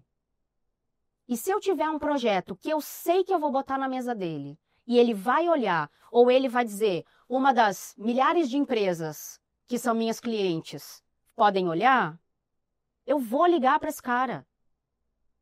Eu não tenho orgulho para essas coisas não, gente. Dinheiro é dinheiro, no fim das contas, entendeu? Licitamente, tá? Sim. É isso. O limite... É isso, não é? Então, a gente precisa deixar um pouco de lado, e eu defendo negócios ativistas, eu defendo absolutamente qualquer coisa lícita, com a consciência de até onde isso vai chegar. Porque daí, se você vende um pano de prato mais ativista, uma plaquinha, tal, que eu tenho vários na minha casa, inclusive, Sim. você sabe que ou você vai depender de um ouvido que gosta daquilo, de uma carteira de dinheiro que gosta daquilo, para botar dinheiro naquilo, ou você vai depender da capilaridade de pessoa física. Entende? Então, sabendo disso, você sabe onde você consegue chegar. Por quê? Eu não capto para nenhuma das minhas duas organizações ainda. Sou eu que financio. Porque é isso. Também não quero ninguém mandando em mim por um tempo, para a gente experimentar algumas coisas que a gente acha que são importantes, como fazer um projeto híbrido de RH com social para 20 famílias de caminhoneiros em Barretos. E apoiar, inclusive, as mulheres, principalmente, que ficam sozinhas em casa enquanto esse cara está na estrada. Precisam dar conta do recado, né? Da família. Da manutenção da casa, do carro, da família, às vezes de sogra e sogro idoso e tudo mais. E eu descobri mulheres empreendedoras incríveis. Não é? Então, precisa saber até onde vai. Se quer fazer alguma coisa que tem mais impacto, ou que dialoga um pouco mais, aspas, com o sistema, e aí a gente precisa olhar para as áreas de tecnologia, matemática, etc., com um pouco mais de carinho, sim, para as organizações, inclusive, que estão formando programadoras. A minha irmã é fruto de um projeto social e hoje ela é programadora de um grande banco nacional. Uma mulher preta, entende? Então, a hora que o que eu falo para as empresas é, o terceiro setor e os negócios de impacto estão produzindo tecnologia social que, inclusive, resolve o problema de mão de obra desse país.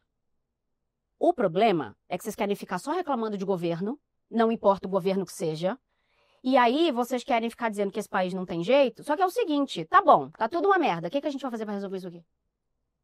Se para arrumar o governo vai demorar muito tempo, e aí você tem que atuar com outros tipos de CNPJ, por outras formas, mas você tem aqui na sua mão muita coisa para fazer.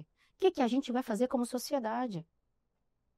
Como é que a gente vai se organizar como sociedade? Ah, mas eu não acho justo que agora eu tenho que ficar educando adulto. Muda-se que você não acha justo. Não é sobre achar justo ou não achar justo, gente. É sobre fazer o que É sobre fazer. Ah, é ruim que a gente teve. É ruim. O que a gente faz daqui pra frente? Então, por isso que eu não dou muito conta de ficar em coletivo que fica muito... Ai, mas é tudo muito difícil. Mas a gente vai fazer o quê? Então, tem que ter gente pra tá lá, pegar o dinheiro, plantar semente e tal, e tomar os cafezinhos e tal. Eu acho que é importante a gente entender. Isso na boa e trazer pra cá. Ana, é muito interessante te ouvir falar, porque assim, cada um tem que saber qual é o seu papel. Eu sou uma pessoa que como comissária de voo, eu já tenho estômago, que eu sou CLT, né? Ave Então eu já Maria. tenho estômago para poder lidar com o público direto. Né? Então, Não, eu não guito com passageiro, amado. Então nós estamos falando, entendeu? De pessoas que já estou no meu outro lado da minha vida, que é o empreender, que é o estar junto, fazer a gestão dessa associação com 80 e poucos afroempreendedores. Uhum. Eu preciso fazer esse jogo político, mas às vezes eu não eu preciso realmente parar, ir no banheiro, voltar, tomar um copo d'água, né? Tomar uma vodka não pode mais, né? tomar uma vodka. Não tá podendo mais. Às vezes a gente... Podendo, Não tá podendo, que tá adulterado. Tá adulterado. Não, Tá ruim. não, A turma tá morrendo. Mas assim, a gente tem que entender quem são os elementos dessa OSC que conseguem fazer esse papel de, olha, Perfeito. eu não tenho condição de lidar com esse tipo de pessoa de repente, mas eu tenho uma parceira, a gente tem muitos aliados, né, na UDABA, a gente tem muitos aliados. Sim, É importante, inclusive para falar sobre racismo, a gente precisa falar sobre racismo com pessoas brancas, né? Porque não adianta a gente ficar só falando entre a gente ali, porque o problema não tá, nós não criamos racismo, né? Eu posso falar uma coisa sobre aliados? Sim, por favor. Eu não gosto dessa palavra. Tá, Porque pra mim quem cria o problema não é aliado, é responsável. super. Só que eu também ainda não inventei nenhuma palavra melhor e mais forte para substituir, então ficou a palavra aliado mesmo, mas do ponto de vista semântico, essencial, eu não gosto do conceito de aliado porque parece que está fazendo um favor. E diversidade não é favor. Resolver o problema não é um favor. E do mesmo jeito que são as pessoas brancas ou com passabilidade branca que têm que resolver o problema do racismo, são os homens que têm que resolver o problema das assimetrias de gênero. É assim que eu chamo, né? Assimetrias de gênero. Do machismo, da misoginia neste mundo. Porque, assim, a sorte dos homens é que a gente não quer vingança. A gente só quer que pare de matar. A sorte dos brancos é que a gente também... Isso, quer dizer, alguns estão no fogo dos racistas aí, né? Eu já fui essa pessoa do fogo no racismo. E tudo bem. Hoje eu não sou mais. Não, porque e tudo bem. fases, né? Tá tudo certo. Se eu estiver passando também, talvez Não. rola. Mas o que eu tô querendo dizer é o seguinte, tem uma coisa que não é a gente, assim, eu escolhi ser uma mulher que se eu fico amiga do Xuxa, nem sei se Xuxa é hétero, tá? Vou assumir que é, mas, né? Ele vai se sentir à vontade, como todos os meus amigos se sentem, de inclusive me fazer umas perguntas muito merda. Sim. Do tipo, mas eu não concordo com isso. Mas você não tem que concordar, não fala isso pra mais ninguém. Fala baixinho aqui pra mim. Não é? Então, eu decidi ser uma estudiosa e um lugar seguro para que homens em topo de pirâmide conversem comigo no Sobre privado, qualquer coisa. sobre absolutamente qualquer coisa. Absolutamente qualquer coisa. Por quê? Nós somos feitos desse barro. Então, eu falo para as pessoas assim, se você fala que não é racista, eu quero que você observe, quero que você ande de vidro aberto em São Paulo, e quando parar no farol vermelho e vier um menino preto, eu quero saber o que você vai fazer com o seu vidro. Mesmo que você não faça, qual é a vontade que você tem, se não é de fechar o seu vidro. Isso é racismo. É aquilo que a gente Entende? fala, que a gente não consegue falar em voz alta. Isso. É isso que você tem que falar. Mas aí eu falo, isso. Mas aí eu falo. Eu falo assim, porque daí, vocês acham que não são racistas, mas assim, que não tem o perfil. RH é ótimo disso, né? É que não tem perfil. Que não tem perfil. É preto, pobre, né? Meu filho mais velho, quando ele quis um segundo trabalho, louro, branco, do olho azul, igualzinho, parece filho desse menino aqui. Ele chegou em casa, ele foi para uma entrevista numa escola de inglês, de uma grande rede, com 17 anos. Nunca tinha dado aula na vida, querida. Nunca. Falo inglês, ó. Agradeço a mim mesma, que nem a Anitta faz, né? Eu, Sim. pai, todo mundo. Falo inglês ótimo, mas nunca tinha sido professor.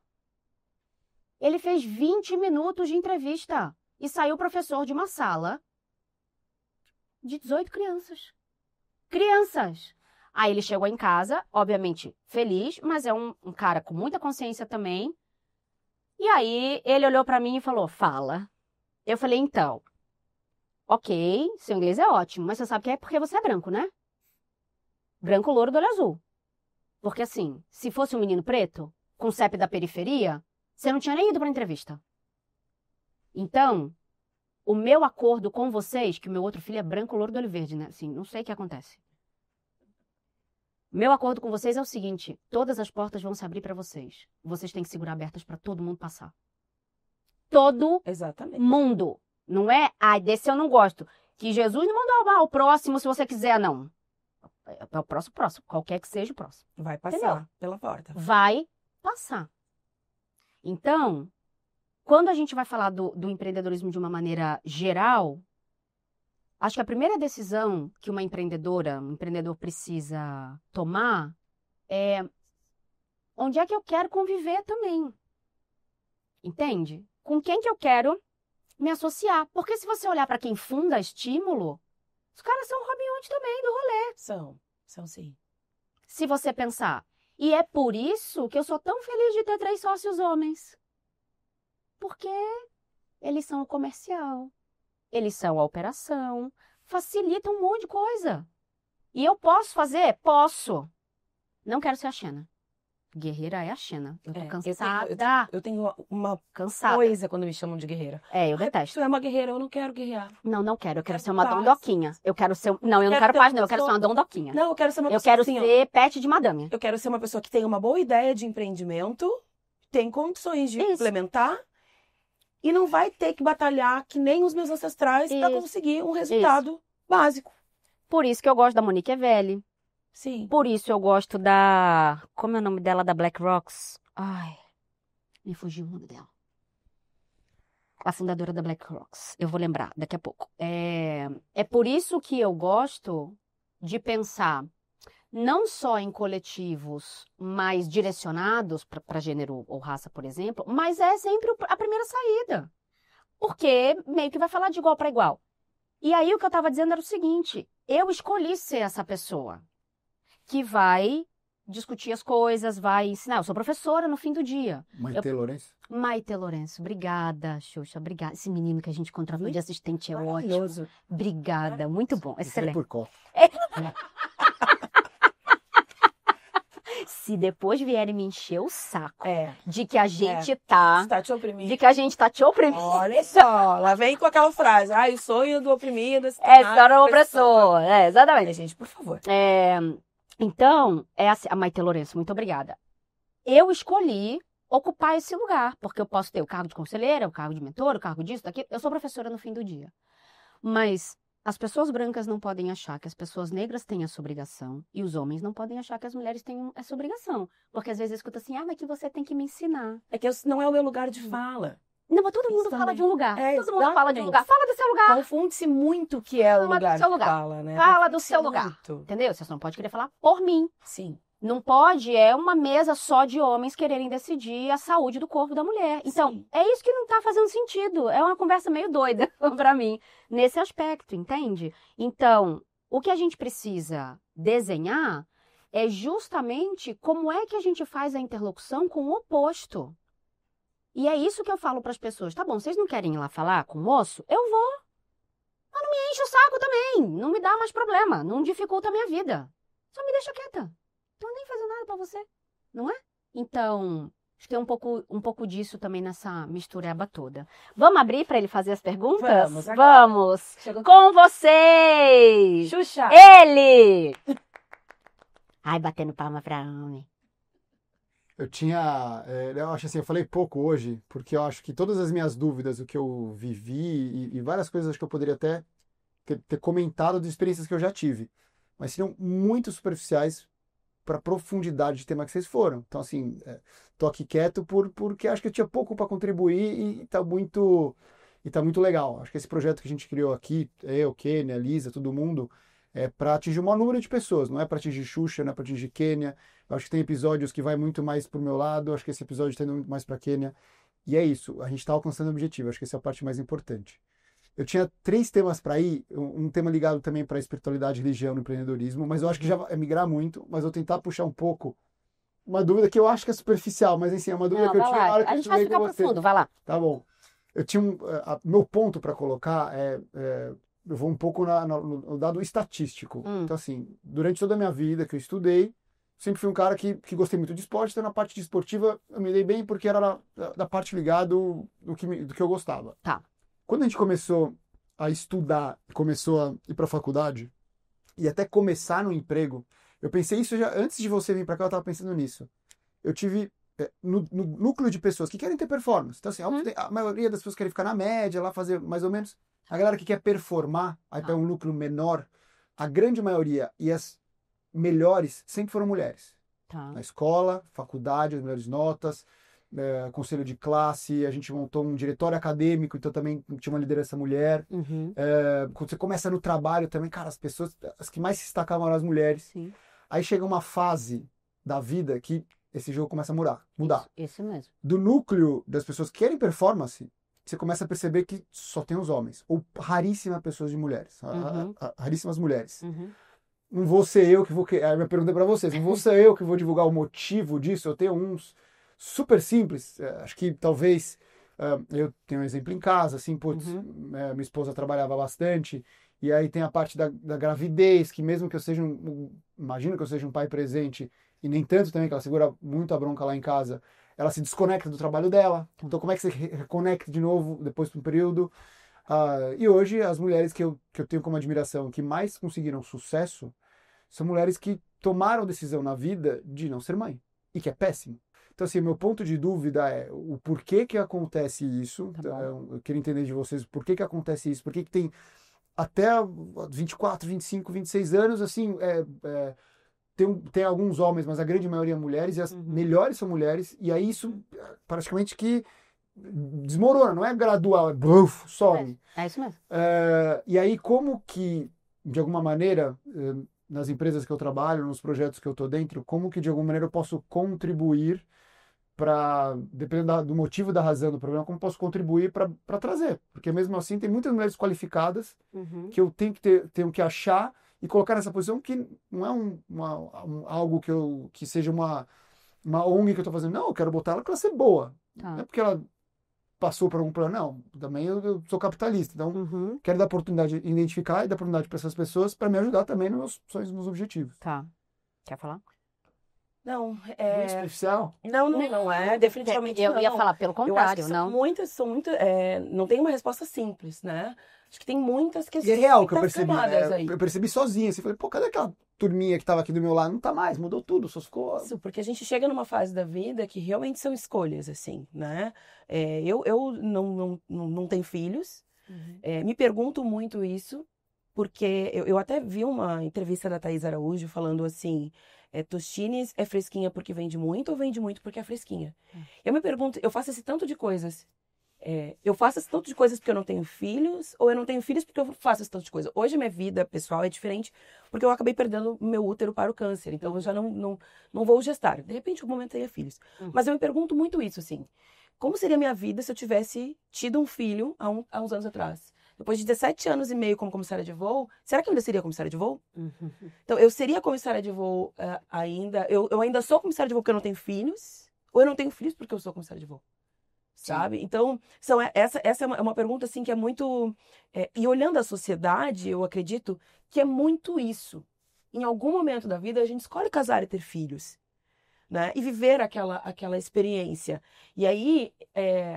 É muito difícil de tu encontrar... Também não é escolha, para vocês tem que ser escolha. Pra nós tem que ser uma escolha. Porque o cara continua sendo pai. Igual, entendeu? A gente vê até pela licença maternidade, /paternidade, a discrepância que tem de tempo. E é claro, eu acho incrível. Inclusive, essa semana saiu o aumento aí da licença maternidade para mulher, 120 dias. E aí, como que funciona esse sistema? Porque a mulher, ela tem muito patrão que não contrata, porque ela vai engravidar. Total. Sabe? E a gente, aspas, perde a credibilidade. É como se agora tu não serve mais para ser uma líder porque tu tem um filho. Porque teu filho vai adoecer. Porque eles ligam pra mãe. Exatamente. Mesmo eu não tendo filhos, eu tenho 6 afilhados. Então, assim, a gente vê, as mulheres voltam pro trabalho, elas ficam um período de licença maternidade, elas ficam mais um período de estabilidade e elas vão ser mandadas embora, muitas vezes. Então, claro, já temos outras empresas que a gente fez, mas é uma coisa assim assustadora. Assustadora. É como se tu não prestasse mais para aquele cargo, porque agora tu é mãe. O modelo de empreendedorismo no Brasil, ele muitas vezes torna inviável contratar uma mãe. É aí que eu vou chegar. Sim. Então, é uma típica situação em que tá todo mundo certo, tá todo mundo errado, sabe assim? E a gente precisa considerar o nosso sócio chamado governo. Isso é importante. Mas eu vou chegar aí. Vamos levar mais 2 horas agora, mas vamos organizar este pensamento. Sua pergunta não foi superficial, muito pelo contrário. E tira esse papelzinho daí. E a sua resposta... Eu vou morder você. E o começo da sua resposta, quer dizer, essa coisa que te desperta, ela é, para mim, o começo da resposta. E aí eu vou tentar elaborar aqui um pouco do todo, né? A partir disso que a Kênia traz também. A primeira coisa é religião. Então, não só a matriz religiosa brasileira que eu comentei, mas essa noção de que Eva, Maria e Ruth ocupam o lugar da mulher honesta, que Madalena e Jezabel não ocupam. Lilith também não. Lilith nem no catolicismo aparece, né? Tá lá no judaísmo, assim, meio... Lilith, considerada a primeira mulher de Adão, feita junto com Adão. Aí junto. E aí reza a lenda que ela não se submete a uma determinada situação e que daí, então, Deus faz da costela uma mulher submissa, né? Deste homem para fazer companhia para esse homem. E aí, é em Eva que está a culpa da expulsão do paraíso. Que Adão podia ter dito, não, querida, obrigada, já comi hoje. Então, essa fruta aí não podemos comer, não. Mas Adão, coitadinho, come. E quando Deus fala, e o que está acontecendo aí? Adão fala, foi ela. E aí, para Eva, vem o castigo das dores do parto. Teu desejo te impelirás a teu marido e teu marido a dominará. Isso é castigo em Gênesis, tá? Pela expulsão do paraíso para Eva. E o castigo do trabalho. Trabalho é um castigo, a partir da Bíblia. Então, aquela natureza dadivosa que tudo dava, e a gente estava ali de boa, comendo, vendo uns passarinhos, maneiríssimo. Agora você tem que trabalhar para ter comida, não é? Então, é óbvio que essa é uma leitura um pouco mais, eu vou dizer, literal, simbólica de Gênesis, mas como um dos meus campos de pesquisa é o que a gente faz a partir do discurso bíblico e das noções de feminino, porque daí, o que acontece? A gente consegue defender qualquer coisa com a Bíblia, tá? Só que quando você pega meia dúzia de trechos de Antigo e Novo Testamento, decanta tudo isso e junta, é que nem os 20 minutos do Big Brother em 24 horas de gravação, não é? Sim. Aqueles 20 minutos contam uma história. Que talvez se você assistir às 24 horas, não é aquilo. Por que eu estou falando isso? Porque quando a gente vai ler Efésios 5, que o marido é a cabeça da casa, não é? O pessoal lê Efésios 5 até a metade. Não lê a parte, só lê a parte que a esposa precisa se subordinar. Não lê a parte que este homem tem que servir essa esposa como Cristo serviu a igreja. Então, o que eu estou querendo dizer é o seguinte. Se a gente tem uma matriz religiosa brasileira que, das 4 tessituras, segundo Bittencourt Filho, 2 são majoritariamente cristãs. E com bastante força, porque colonizaram esta terra, né? Dominaram esta terra, a gente vai precisar entender que quando a gente chega no século XX, a tríade Hollywood, publicidade e Disney contam pra gente o que é ser mulher. E ser mulher, socialmente, você tem valor se você é casada. A mulher virtuosa, a mulher sábia que edifica o lar. Não aquela que não é para casar. Só que é o seguinte, o pessoal precisa ler Silvia Federici, né? Caliban e a Bruxa principalmente, porque a Silvia Federici, que é uma antropóloga italiana, ela faz um apanhado histórico de documentos que vai dizer que os cabarés, inclusive, eram instrumentos do Estado. Patrocinados pelo Estado na Europa, principalmente durante a Idade Média. Vamos lembrar que a Igreja Católica é do século I, Cristo não era católico, não era cristão. Cristo era judeu, tá? Jesus, né? Aí a noção de Cristo vem depois. Século I com Paulo, isso vai amadurecendo. E quem escreveu a Bíblia não conheceu Jesus. Isso é uma grande discussão também. Daí a Silvia vai juntar uma série de documentos que vai dizer assim, por conta de guerras, etc., milhares de coisas, a gente tem os cabarés como instrumentos de Estado para aliviar a tensão. Então você sempre teve a mulher para casar e a igreja no casamento, o Ronaldo Vanfas vai dizer que ocorre mesmo a partir do século IX, porque aí entra na questão econômica política da coisa de terra, porque mulher era propriedade. Se eu sou casada com Xuxa e Xuxa morre, e Hugo é irmão de Xuxa ou é pai, eu como propriedade... Vai as terras de Xuxa, os gados de Xuxa, tudo de Xuxa, a mulher de Xuxa para Hugo. A mulher quer? Hugo lindo, nada contra Hugo, mas assim, puxa vida, não é mesmo? E aí, o que acontece é que ela vai explicar, portanto, vou só fazer uma digressãozinha rápida.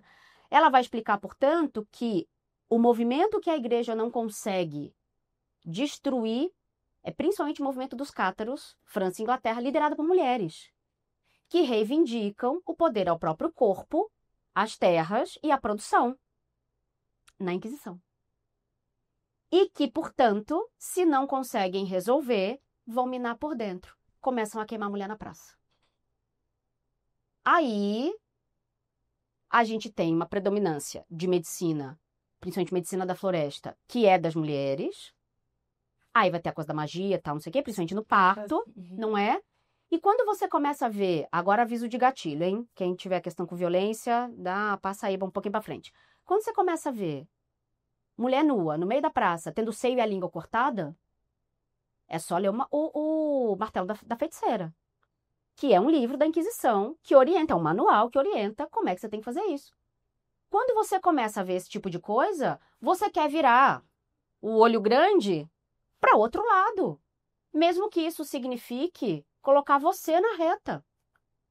Porque isso é instinto de sobrevivência. Então é assim que as mulheres aprendem a se desunir. Sim. Entendem? Não é que acordaram um dia e falaram assim, vamos matar umas bruxas. Não é só, é movimento político. E aí, a gente começa a ver que por conta dessas guerras e tal, entre o século XX, Primeira Guerra, Segunda Guerra, demograficamente tem menos homem mesmo. Se o meu valor social, ele é só dado se eu sou escolhida por um bom homem, e aí a professora Valesca Zanello vai falar da prateleira do amor, quem é que está mais cotada na prateleira, tipo um PDV mesmo. Se eu só tenho valor, se ele me escolhe, eu não quero que ele escolha você. Eu quero que ele escolha eu. Não é? E aí a coisa toda se dá. Então, eu fiz essa parte da resposta para dizer o seguinte. A nossa geração, dessas mulheres que têm 40 anos mais, ela é a geração que ainda precisa de um príncipe, mas que consegue contar para as gerações posteriores que o príncipe não precisa ser o centro da vida. Pode ser se quiser, tudo certo. Mas não precisa. E aí você começa a ver movimentos de boy sober, né, sobra de homens, as chinesas dizendo, não quero casar. E aí agora a gente começa a ter um problema econômico com taxa de natalidade a 1,7. Por quê? Ser mãe é repor mão de obra do capitalismo. Dizem que é lindo, é bonito mesmo, ser mãe é ótimo. Quando cresce fica melhor ainda, paga o restaurante, aquela coisa que eu já falei, não é? É ótimo. Mas fazer filho é repor mão de obra no capitalismo. E se a gente cruzar o braço e falar, não quero mais, acabou. Deixa Chega. o capitalismo lutar por ele mesmo. Chega. O que a gente vai fazer com todo mundo envelhecendo? Que não vai ter INSS daqui a pouco. Vai chegar, vai ser que nem aqueles utopia, que a gente vai chegar no serviço público, a preguiça vai baixar a janela, vai falar, acabou. Não tem. Não tem jovem para contribuir. A gente vai fazer o quê? Não é? Então, a primeira explicação, Xuxa, é que a gente ainda quer casar e a gente ainda quer ter filho. Essa é uma verdade. Eu tô falando de estrutura. Nem toda mulher, obviamente, mas eu ainda tô falando de estrutura, tá? E aí, biologicamente, a gente vai ter alguns limites. Que a Cláudia Raia esfrega na nossa cara que dá pra ser mãe com 55 anos? Dá. Milhões de coisas envolvidas. E congelamento de óvulo começou a virar benefício corporativo. Isso é perigoso. Isso é perigoso. Porque não é só sobre a biologia. Ter sido mãe com 17 com 27 me deu oportunidades de energia, de convivência, etc., que eu falo para os meus filhos que se eu tivesse feito 30, nenhum dos dois existia. Que eu tô cansada. Tava cansada já. Cansada com 40, então, Deus me livre que eu ia ter filho. Entendeu? Porque eu experimento uma liberdade agora, e aí eu vou chegar na parte da sua resposta, eu experimento uma liberdade agora que eu nunca tive. Nunca tive. Eu nunca decidi viajar, vou ver o voo. Sim. Não. Logística com filhos. Sogra, marido, e a mãe vem do Rio, não sei o quê, tal. Primeira parte da resposta, tá? Hoje, que eu sou divorciada, entre parênteses, graças a Deus, mas assim, né, eu gosto de ser casada. A maneira como as pessoas me recebem sem uma aliança na mão esquerda é muito diferente. Muito diferente. Eu tenho problemas na internet de receber mensagens de mulheres dizendo, se o meu marido gosta tanto de você, fica com ele pra você. Eu tô pondo ele pra fora de casa e você vai saber que a culpa é sua. eu recebo esse tipo de mensagem. E não fiz nada, eu só existi. E nem corpo muito eu mostro, entendeu? Milhares de coisas. Tenho um super cuidado. Eu chego nos lugares e se tem casal, tem gente que não pode falar comigo. Passageiro faz isso comigo. Eles fazem. Entendeu? Elas fazem, né? Ela pede pelo marido. Isso, Eu não posso falar com o marido. Deus o livre. Isso, Ele eu tô pediu um copo sentada. d'água pra comissária de voo no dia. Eu sempre sento no corredor, tem mulher que não deixa o homem sentar na outra no meio. Então, o que que significa isso, Xuxa? Eu sou uma ameaça. Eu sou uma ameaça. E dá vontade, às vezes, de falar, você acha que eu quero esse marido? Me respeita. O princeso? Me respeita. Precioso. Me respeita. Agora, antes de ir para a parte dela, tem uma outra coisa nesse meio de caminho aqui, que é o seguinte. Mesmo o homem heterossexual, ele é homoafetivo. Por quê? Porque vocês consomem literatura escrita por homens, música produzida por homens, filmes produzidos por homens.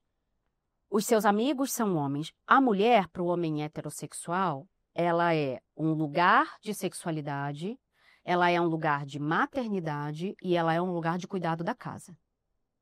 Isso é religioso. Da porta para fora é o homem, da porta para dentro é a mulher, tá?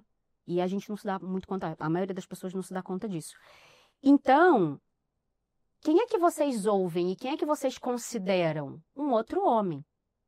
Portanto, em quem vocês confiam? Em outro homem. Vocês não vão colocar em posição de liderança uma mulher. Porque vocês não ouvem a mulher. Vocês não consomem a mulher. Vocês não sabem o que a gente pensa. Porque muitas vezes ouvir o que a gente pensa é isso. É ficar mais calado e pensar assim, será se eu não tenho que abrir mão de uma posição de privilégio aqui? E abrir mão de posição de privilégio ninguém quer. Trazendo para um outro exemplo que é importante, que é um espelho importante. Toda vez que eu vou dar uma palestra que tem mais de uma pessoa, mais do que eu, que não sou eu que vou lá dar, eu peço para olhar os palestrantes. Eu tenho vontade de perguntar se as pessoas não estão cansadas de passar vergonha. Mas assim, um monte de gente branca. Aí eu falo, cadê o pessoal preto? Aí a primeira resposta que me vem é, é que a gente não achou. Não tem preto qualificado no Brasil, supostamente, né? Só que daí eles dão azar de ser eu. Além de eu ter um monte de amigo preto, um monte de amiga preta, um pessoal bom demais. Eu conheço gente nesse mundo inteiro para dar uma palestra. E aí eu começo aí a segunda desculpa que vem é, não tem budget. Não, então dá o meu para ela. E vamos nós duas. Não, é que não dá para ter mais uma. Então saio eu. Rapidinho aparece o budget. Rapidinho ela é convidada. Rapidinho encontram. Rapidinho acontece. O que a gente está fazendo para segurar a porta aberta para todo mundo passar? Então, quando a gente entra nas questões de gênero, o que eu ensino para as pessoas é assim, eu não quero convencimento, eu não quero consenso, eu não quero concordância. Não me interessa se você concorda comigo, com todo o respeito do mundo. Eu quero compromisso. Ah, mas você não vai parar de militar? Mas você vai parar de me matar? Tá na sua mão. Para de me matar que eu paro de militar. Você acha que eu acordo de manhã, tendo casa nas Ilhas Caimã? Eu acordo de manhã falando, ai, que delícia, eu quero bater no patriarcado hoje. Tudo o que eu queria. Acordei com uma vontade de desprezar o Murina tipo 1 no laboratório, que eu ensinava para os meus funcionários, que ninguém acorda falando assim, ai, quero tanto ir no laboratório desprezar o Murina tipo 1. Ninguém faz isso. A pessoa entra no laboratório porque ela é obrigada a entrar. Sim. Ela tá fragilizada. A mesma coisa, gente. Para de matar a gente que a gente para de militar. Tamo chata? Para de matar a gente. Ah, mas aí você me pergunta assim, o que eu posso fazer? Eu vou te dar 2 respostas concretas. Faz os teus brothers passarem vergonha. No grupo do WhatsApp que fala de pornografia, o cara que trai, faz os teus brothers passarem vergonha. Aí, quando eu falo isso, a gente fala assim, ah, mas aí eu vou ser o chato? Vai. Porra, bicho, tu não quer ser chato, eu posso ser morta? Do que a gente tá falando aqui? Jura que você não quer ser chato? Ah, tá ruim. A segunda coisa é dê acesso.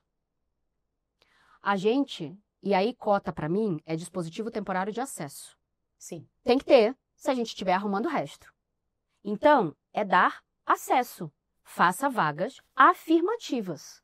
Vocês têm um cara aqui no AIA, que é um grande amigo meu, que é o Dumiliano da 99 Jobs. Vocês precisam conhecer esse cara. Esse cara é o cara que é preto primeiro, sim. É gente trans primeiro, pessoa trans primeiro, sim. É indígena primeiro, sim. É isso, sim. Ele é um homem branco, que cresceu em berço de ouro, tá numa posição... Ele é o Robin Hood do rolê também. Ele é um cara... E ele tá aqui todo dia, que ele não tava aqui hoje, mas é o cara. Eu tenho um ponto sobre isso, assim. Eu posso falar de mim, tá? Uhum. E... assim, falar sobre cotas é algo muito... Você tem que ter uma profundidade que eu não tenho. Eu posso falar das minhas experiências, e sem intenção. Eu vou dar... Quando você estava falando, eu vou dar um exemplo que eu passei um constrangimento, até depois eu mando pro meu amigo, o Rafa. Uma das minhas empresas que eu montei, a gente estava indo numa reunião, tal. Aí, acho que teve algum caso de racismo em algum lugar, alguma coisa assim. Eu estava no carro e, assim, a empresa chegou onde chegou por todo mundo que estava do meu lado. E é total realidade isso. E ele estava indo, virou um amigo. E a gente, pô, Renan, o que aconteceu? Tal, porra, ainda bem que aqui na Clube Físio não tem racismo. Aí ele virou, ele é o negro e tal, assim, ele virou, você tá maluco, Xuxa? Como assim eu tô maluco? Eu falei, pô, não tem racismo aqui, nunca aconteceu nada, nunca deixaria acontecer. Aí ele, você tá maluco, tem racismo toda semana. Eu falei, como assim toda semana, você tá louco? Choque de realidade. Exatamente. Toma aqui esse chá revelação. Eu falei, cara, você tá maluco? Assim, semana passada, tipo, ele é o líder, ele é um dos principais líderes da empresa. E aí, quando vai lá a cliente, ele fala assim, pô, vou conversar com você, pode chamar o líder? Eu falei, não, eu sou o líder. É isso. É o que tem pra hoje aqui, querido. Sim. Aí, assim, porra, e aí ele ficou meio constrangido, assim, me brigou, eu falei, porra, Renan, para, cara, você não tem que atender esse tipo de gente, manda se fuder, manda tomar no cu. Eu falei, Xuxa, se eu for brigar com todo mundo que daqui vem pra cá, a gente tem 5 mil pessoas. Exatamente. Então, assim, eu falei, e aí eu fico naquela, tipo assim, pô, não é possível, não posso deixar. Primeira pergunta, o que eu faço? Aí a gente tentou, assim, a gente contratou 2 pessoas para fazer uma palestra pra gente. Foi até a indicação da turma ali, a gente fez um comitê de mulheres e tal. E aí a gente contratou esse cara para fazer uma palestra pra gente para explicar, entender o que é racismo, o que você pode fazer, o que não pode fazer. A gente chamou até o Fábio Braza também, que é um cara muito legal, que era cliente nosso. A gente chamou ele para falar sobre esse tema. Então, e aí quando a gente estava conversando com eles, o que aconteceu? As lideranças da empresa, os sócios não são. Porque a gente fundou e era o grupo de amigos que a gente tem. Mas as lideranças que desenvolveram naturalmente, e ninguém da gente percebeu, e não foi algo estruturado, são mulheres e negros. Assim, não é. A mulher, a Marina, excepcional, o Renan, excepcional, que virou o líder como um todo, depois a gente foi crescendo, a gente teve que departamentalizar, ele ficou como líder de RH, o Rafa ficou líder da Clube Físio inteiro, então assim, a gente, natural, não teve nenhum momento assim, até o Braza comentou, falou assim, pô, que legal, você dá uma oportunidade para mulheres líderes, eu não dou oportunidade para ninguém, tipo, eles não estão lá por ser mulher, por ser negro, eles estão lá por causa deles, tipo, se eles pisarem na bola, eles estão na rua, então, por resultado. Tá. E agora, também, assim, o meu braço direito, nessa nova oportunidade que eu tô tendo, e a menina é um fenômeno. A menina é um fenômeno. Tem uma história de vida super bonita. E também, assim, não foi porque foi uma indicação e ela estava numa posição e está entregando tanto resultado, ela acabou de ser promovida. Então, é uma mulher negra, assim, é o braço direito, Andressa, assim, sem ela a empresa não anda.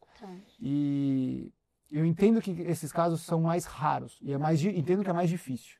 No meu entendimento simples e raso, e aí a minha leitura, de fazer uma digestão de tudo que eu entendi, de que de fato há racismo. Eu não consigo enxergar, e se você tira essa máscara do racismo, por estatística, a turma melhor que sobe, sei lá, no Brasil, são mulheres negras, de um modo geral. Então, se você tira a minha leitura minha interpretação, meu diagnóstico, você tira a máscara do racismo, seja mais visual ou não visual, que você não consegue enxergar, aflora muito mais as pessoas naturais, assim, turma negra, porque a gente é uma comunidade mais negra, mulheres. Então, assim, essa foi a minha interpretação, que eu sei que é raro, você pode ter, não vou entrar, não tenho capacidade de avaliar parte de cotas, mas talvez nas empresas que não tenham e tem essa visualização, você vai ter muito mais benefício limpando ou percebendo isso. Tá. Eu só um adendo antes de tu começar. É muito importante te ouvir, Rafa, porque assim, a gente acaba assim, quando tu tira essa máscara do racismo, quando tu tem uma oportunidade, a gente cresce muito. Exato. Eu como mulher preta. Mas porque a gente precisa ser 3 vezes mais sempre. Eu cresci ouvindo os meus pais, desde que eu era muito, muito pequena, eles me diziam, tu não pode ser nota 6, tu não pode ser nota 7, tu não pode ser mediana. Sabe? A minha mãe, quando a gente era criança, a escola mudou a média de, acho que era 8, passou para 6. Minha mãe fez uma reunião de família. Fica no Na 8. minha casa não existe filha nota Eu 6. amei muito a sua mãe. É 8. Nessa casa não admito. E ela, assim, nós éramos escoteiras, eu amava. Ah, que delícia. E aí minha mãe, um dia eu tirei uma nota 6. Minha mãe falou assim, tu não vai no acampamento, porque tu tirou 6. É isso, linda. Não vai mais. Nunca mais eu tirei nota 6. Então, assim, a gente não tem escolha. A gente cresce ouvindo que tu tem que ser 2, 3 vezes melhor. Se tu vê, não é complicado generalizar, né? Mas assim, a gente sabe que a maioria das pessoas negras que tem um cargo de liderança hoje, cara, É muito eu difícil. vejo muitos homens brancos, héteros, cis, medianos em cargos de liderança, fazendo par com pessoas negras que são, Foda. entendeu? Dito héteros. Faz essa observação. Dito héteros. Pronto. Tá bom. Obrigada pela correção. Não quero ninguém reclamando que não vai sair daqui agora, hein? Não. Vai todo mundo ficar aqui. Seguinte. Tem 2 coisas nisso que você fala que faz um gancho bom com a fala anterior dela e essa. Isso que você descreve de foi natural, né? Assim, não teve intenção e tudo mais. A gente trabalha para chegar aí. Só que isso é um pensamento de 2170, do ano 2170. Onde a gente, eu digo sempre que eu trabalho para me tornar obsoleta. Eu trabalho para o mundo não precisar mais de mim. É isso. Eu não quero ser importante ou ser uma voz ativista. Não quero. Eu quero que eu fale disso e olhem para mim e digam, você está falando disso, não precisa mais, não é um problema mais. Não vai acontecer. Na minha geração, na minha encarnação, não vai. Mas eu faço parte de algo no tempo. Isso é uma conversa que a gente pode ter outro dia. Então, a sua fala, ela é a fala ideal, ela é o destino de para onde a gente está indo. Ela é a bandeira quadriculada de para onde a gente está indo, tá? Só que até a gente chegar lá, se não houver intencionalidade, a gente não chega aí. Então, eu quero falar algumas coisas picadinhas para juntar. A questão de cotas, principalmente cotas raciais no Brasil, ela não é mais uma coisa de será que vai dar certo? Tem 10 anos. Milhares de pessoas muito qualificadas, inclusive resolvendo problemas de mão de obra desse país, que não teria sido possível de outro jeito. Então, a gente pode pegar os resultados e dizer, deu certo. Não é mais uma coisa de, será que tem que ter? Cala a boquinha, né? Quem fala isso? Não foi seu caso, mas, né? Então, primeira coisa, o processo de cota dá certo, primeiro. Segundo pedaço. Sabe qual é o problema quando você fala essa coisa do resultado, que se não performar tá fora e tal? É que lá em RH, quando a gente publica uma vaga de atendente de call center com inglês intermediário, eu já deixei 80% da população negra de fora. Porque esse jovem, ele não fez inglês. E não é porque ele não tem força de vontade. É porque ele está pegando 2, 3 horas de transporte público para cada trecho para ele chegar. E se for mulher, tem alguém ejaculando nela dentro do ônibus. Como é que você vai ficar pensando em aprender inglês? Com fome, cansado, desse jeito. Com goteira em cima da cama, esgoto na porta da sala. Não tem como. E aí esses programas todos, parece a Xuxa da década de Querer, Poder e Conseguir. A Xuxa mulher, né? Não o Xuxa... Querer, Poder e Conseguir. A Xuxa falava isso. E só tinha menina branca loura em volta dela. Aí ela tinha um anão e um mosquito da dengue. Meu Deus, do que a gente está falando? Entende? Então, tem uma coisa que é, quando você faz uma vaga simples e pede para essa vaga falar inglês, você já não está falando de resultado. Você pode falar, resultado, eu não vou nivelar por baixo. não é nivelado por baixo. Meu querido, precisa mesmo de inglês? Primeira pergunta. Segundo, essas pessoas não falam inglês, você vai ter que ensinar. Se você realmente quiser promover mobilidade social, você que tem qualquer tipo de empresa, antes de ter o seu negócio, você deveria ser uma empresa de educação. Você devia estar ensinando português, inglês, matemática, interpretação de texto, porque essa educação foi sucateada depois da ditadura. Não tem filosofia, não tem sociologia. A gente não tem disciplina de pensamento, entendeu? Não tem isso. Então, quando você fala, estão lá por eles, pode ter sido bastante por mérito pessoal, porque eu não jogo a meritocracia fora, mas meritocracia oficialmente, ela só deveria existir se o ponto de partida é igual. Mas são exemplos muito individuais. Como estrutura, a gente tem que pensar sim que, talvez se pisar na bola, eu tenho que dar uma segunda chance. Porque o cara está morando há 20 minutos e está vindo de carro. A mulher preta está morando há 3 horas com 2 filhos, que a prefeitura põe em creche diferente. E nem isso ela consegue. Então, a chance dela pisar na bola também vai ser maior, porque ela está mais cansada. Quer dizer, mas eu não sou ONG. Primeiro que ONG não é bagunça. A gente faz muito sem dinheiro do erro, para começar. Nessa bagunça que todo mundo acha, não. Mas, e também de que empresário a gente está falando, que é aí que eu vou chegar, que eu falei para ela, que a resposta é a seguinte. Muitas vezes, o pequeno e o médio empresário, empreendedor, não contrata uma mãe porque tem ali 3 funcionários e se falta uma, ele não consegue fazer receita. E aí ele não vai mesmo contratar uma mãe. Então, a maneira como a gente precisa olhar para quem empreende, para quem é empresário, de que empresa a gente está falando, de que mulher, de que empreendedora, de que empresa, porque não dá para dizer que você empreender numa loja de bairro, você tem as mesmas possibilidades de um banco. Sim. A gente não está falando do sistema capitalista da mesma coisa. Então, quando falam mal de empresário, de empreendedor, eu sempre também eu falo, vamos nos desesperar com calma, que empreender no Brasil é um negócio difícil. Então, sim, o empresário, a empresária, vai pensar 2 vezes antes de contratar uma mãe com filho pequeno. Se ela é sozinha, porque neste país tem 5,5 milhões de crianças sem o pai na certidão. E aí a gente começa a ter muitos problemas estruturais, que também a gente se desespera com calma, se organiza em coletivos, como a Estímulo, por exemplo, organizações de terceiro setor, para essa resposta não ficar muito mais longa, que já te mandaram mensagem no telefone mandando eu parar de falar que eu vi, não é? E posso voltar para outros episódios e outras conversas se vocês quiserem, mas assim... vamos também tomar um pouco de cuidado com soluções simples para problemas complexos multifatoriais. Não tem um algoz. Não tem, por mais que a gente queira botar, que aí você falou que tem esposa, né? Hétero, para piorar tudo, né? Então, por mais que a gente queira colocar você nesse lugar, e aí tem muitos homens que dizem assim para mim, mas eu não sou o culpado.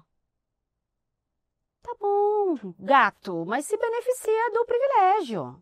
Não é culpada, mas tem responsabilidade como um membro dessa sociedade. Eu lamento, não é? Então, eu também sei que tem mulheres em situação de privilégio brancas que quando chegam da maternidade não deixam o homem encostar na criança. Fica ela e a mamãezinha dela dizendo que o homem não consegue cuidar de filho. O homem faz cerveja artesanal. O homem faz foguete em formato fálico que explode. O homem consegue o que ele quiser. Não precisa de máquina de lavar com um botão só. Porque eu teria vergonha. Que teve uma época aí tinha a máquina de lavar com um botão só pro homem usar. Vocês não têm vergonha, não, gente? Eu teria. Eu teria muita vergonha. Não precisa facilitar. A gente só precisa discutir o que é que funciona. Porque agora tem a Política Nacional do Cuidado que pretende remunerar cuidadores domésticos para cuidar de pessoas que demandam cuidados. Eu participei de uma mesa com o governo federal, com a PUC de São Paulo, e eu disse, cuidado, porque isso pode reproduzir lógica escravagista no Brasil. A gente vai colocar mulheres e mulheres negras das famílias, sob o pretexto de ganhar um salário desse tamanho, para ter uma jornada de 24/7, dizendo que a gente resolveu o problema. Não. Pode ser um avanço. Então, a gente tem muito para caminhar. Não é para desanimar ninguém depois dessa conversa otimista, maravilhosa pra cima, né? Não é para desanimar ninguém, mas eu fico muito feliz que na sua empresa a coisa aconteça de uma forma um pouco mais natural, mas eu quero deixar aqui para todo mundo que precisa ser intencional. Precisa ser intencional, sim, com compensação. A gente precisa compensar, sim. Corroborando, né? Eu acho que uma forma de incentivar as pessoas que querem ajudar, que querem contribuir, compre de uma mãe, Isso. compre de uma empreendedora, Claro. contrate uma empreendedora. Preta de preferência. Uma mãe preta. Estamos aí produzindo muito, Muito. né? Porque isso fortalece muito. Eu vejo muitas CEOs do seu próprio negócio. As mulheres criam o seu negócio e tocam o seu negócio. Sim. Então, eu acho que é uma forma de aquilo que a gente tem hoje em mãos. Se você vai contratar um serviço, contrate de uma mãe. Sim. Uma última coisa muito rápida. Sim, você produz mais porque você não é mãe. Sim. Isso não é um demérito. Sim. Isso é só uma matemática básica aplicada de tempo, energia e dinheiro. Meu filho mais velho, quando ele tinha 17 anos, ele falou, eu te atrapalho? Eu falei, muito. Mas me atrapalha muito. Sem você eu seria mais rica, mais descansada, com a pele melhor. Não ia ter esse monte de melasma que eu tenho, entendeu? Mas eu decidi ter você. Sim. Depois de ter dúvida, inclusive. Mas decidi ter você. Melhor coisa que eu fiz da vida. Mas me atrapalha. Claro. Então, a gente vai parar um pouco com essa coisa. Não é pra ficar dizendo que se arrependeu de ser mãe, não, viu, gente? Que isso é ruim pros filhos, tá certo? Mas assim, não é sobre se arrepender de ser mãe. Mas não é fácil, não é um negócio fácil. Mas também não é um negócio de que assim, nossa, meu Deus, é a coisa que mais me define. Porque os meus filhos sabem que antes de ser mãe eu sou uma mulher. Sim. Que deseja, que quer fazer um monte de coisa, que tem uma vida. Melhor que eu posso fazer por eles é ter uma vida. Eu acho importante, Ana, também assim, eu não tenho filhos e eu tô tentando fazer o máximo que eu posso com esse tempo. É O isso. tempo que eu tenho a mais. Ah, né? se você quiser também só descansar, tá ótimo. A mulher preta precisa descansar. É preciso. Chega, paramos. Às vezes sim. Não. Meu é amor, isso? Ah. pra finalizar, Ah. Presente destino. Isso é uma como é que é o nome? Stimulers. Stimulers, Stimulus pode. muito obrigada por Stimulers. contribuir Pode, produção. com o Brasil. Vocês todos que estão aqui estão ganhando esse presentinho. Ai, que Obrigada por nos ajudar a transformar o Brasil através, né, dos conselhos incríveis para os empreendedores. Obrigada por compartilhar teu conhecimento. Obrigada mesmo, sem palavras. Eu acho que a gente tem que fazer mais uns 2 ou 3. Eu não sou muito motivacional, eu sou desmotivacional, Não, né? Eu tá- sei, mas é, é isso, motivacional. assim. É. Pra quem presta, Nos né? fez pensar. Que bom. Maravilhoso. Obrigada. E vira o próximo, pode ter segunda Poxa. temporada, É. de novo, porque a gente nem entrou no tema religião. Não, Tem tem muita religião coisa que pra não- falar. É maravilhosa. É, porque quando a mulher negra me elogia, eu sei que eu tô fazendo certo. Tá. Eu gosto de receber elogio dele, eu acho ótimo também, porque ele vai me dar dinheiro. Mas assim, quando a mulher negra elogia, Obrigada. a gente tá fazendo Caminhar certo. junto com a gente. Sem palavras. Obrigada. Ana, obrigado também. Obrigada. Obrigado pela aula aqui com a Obrigada. gente. Falei menos, mas aprendi mais. Isso que é a parte mais importante. Bom, te agradeço. E, turma, vamos agradecer aí dos. Obrigada, A gente gente. pague mais a conta, Mais uma né? vez, Mais um- sem palavra. Fazer uma vaquinha pra pagar. Obrigada aos nossos patrocinadores. Se o Lucas demitir a gente do projeto, a gente fala pra Ana. Oi, Ana, Lucas, tudo depois bem? mais. Ele não era ele que tava sentado ali fazendo reunião? É. Oi, Lucas, tudo bem?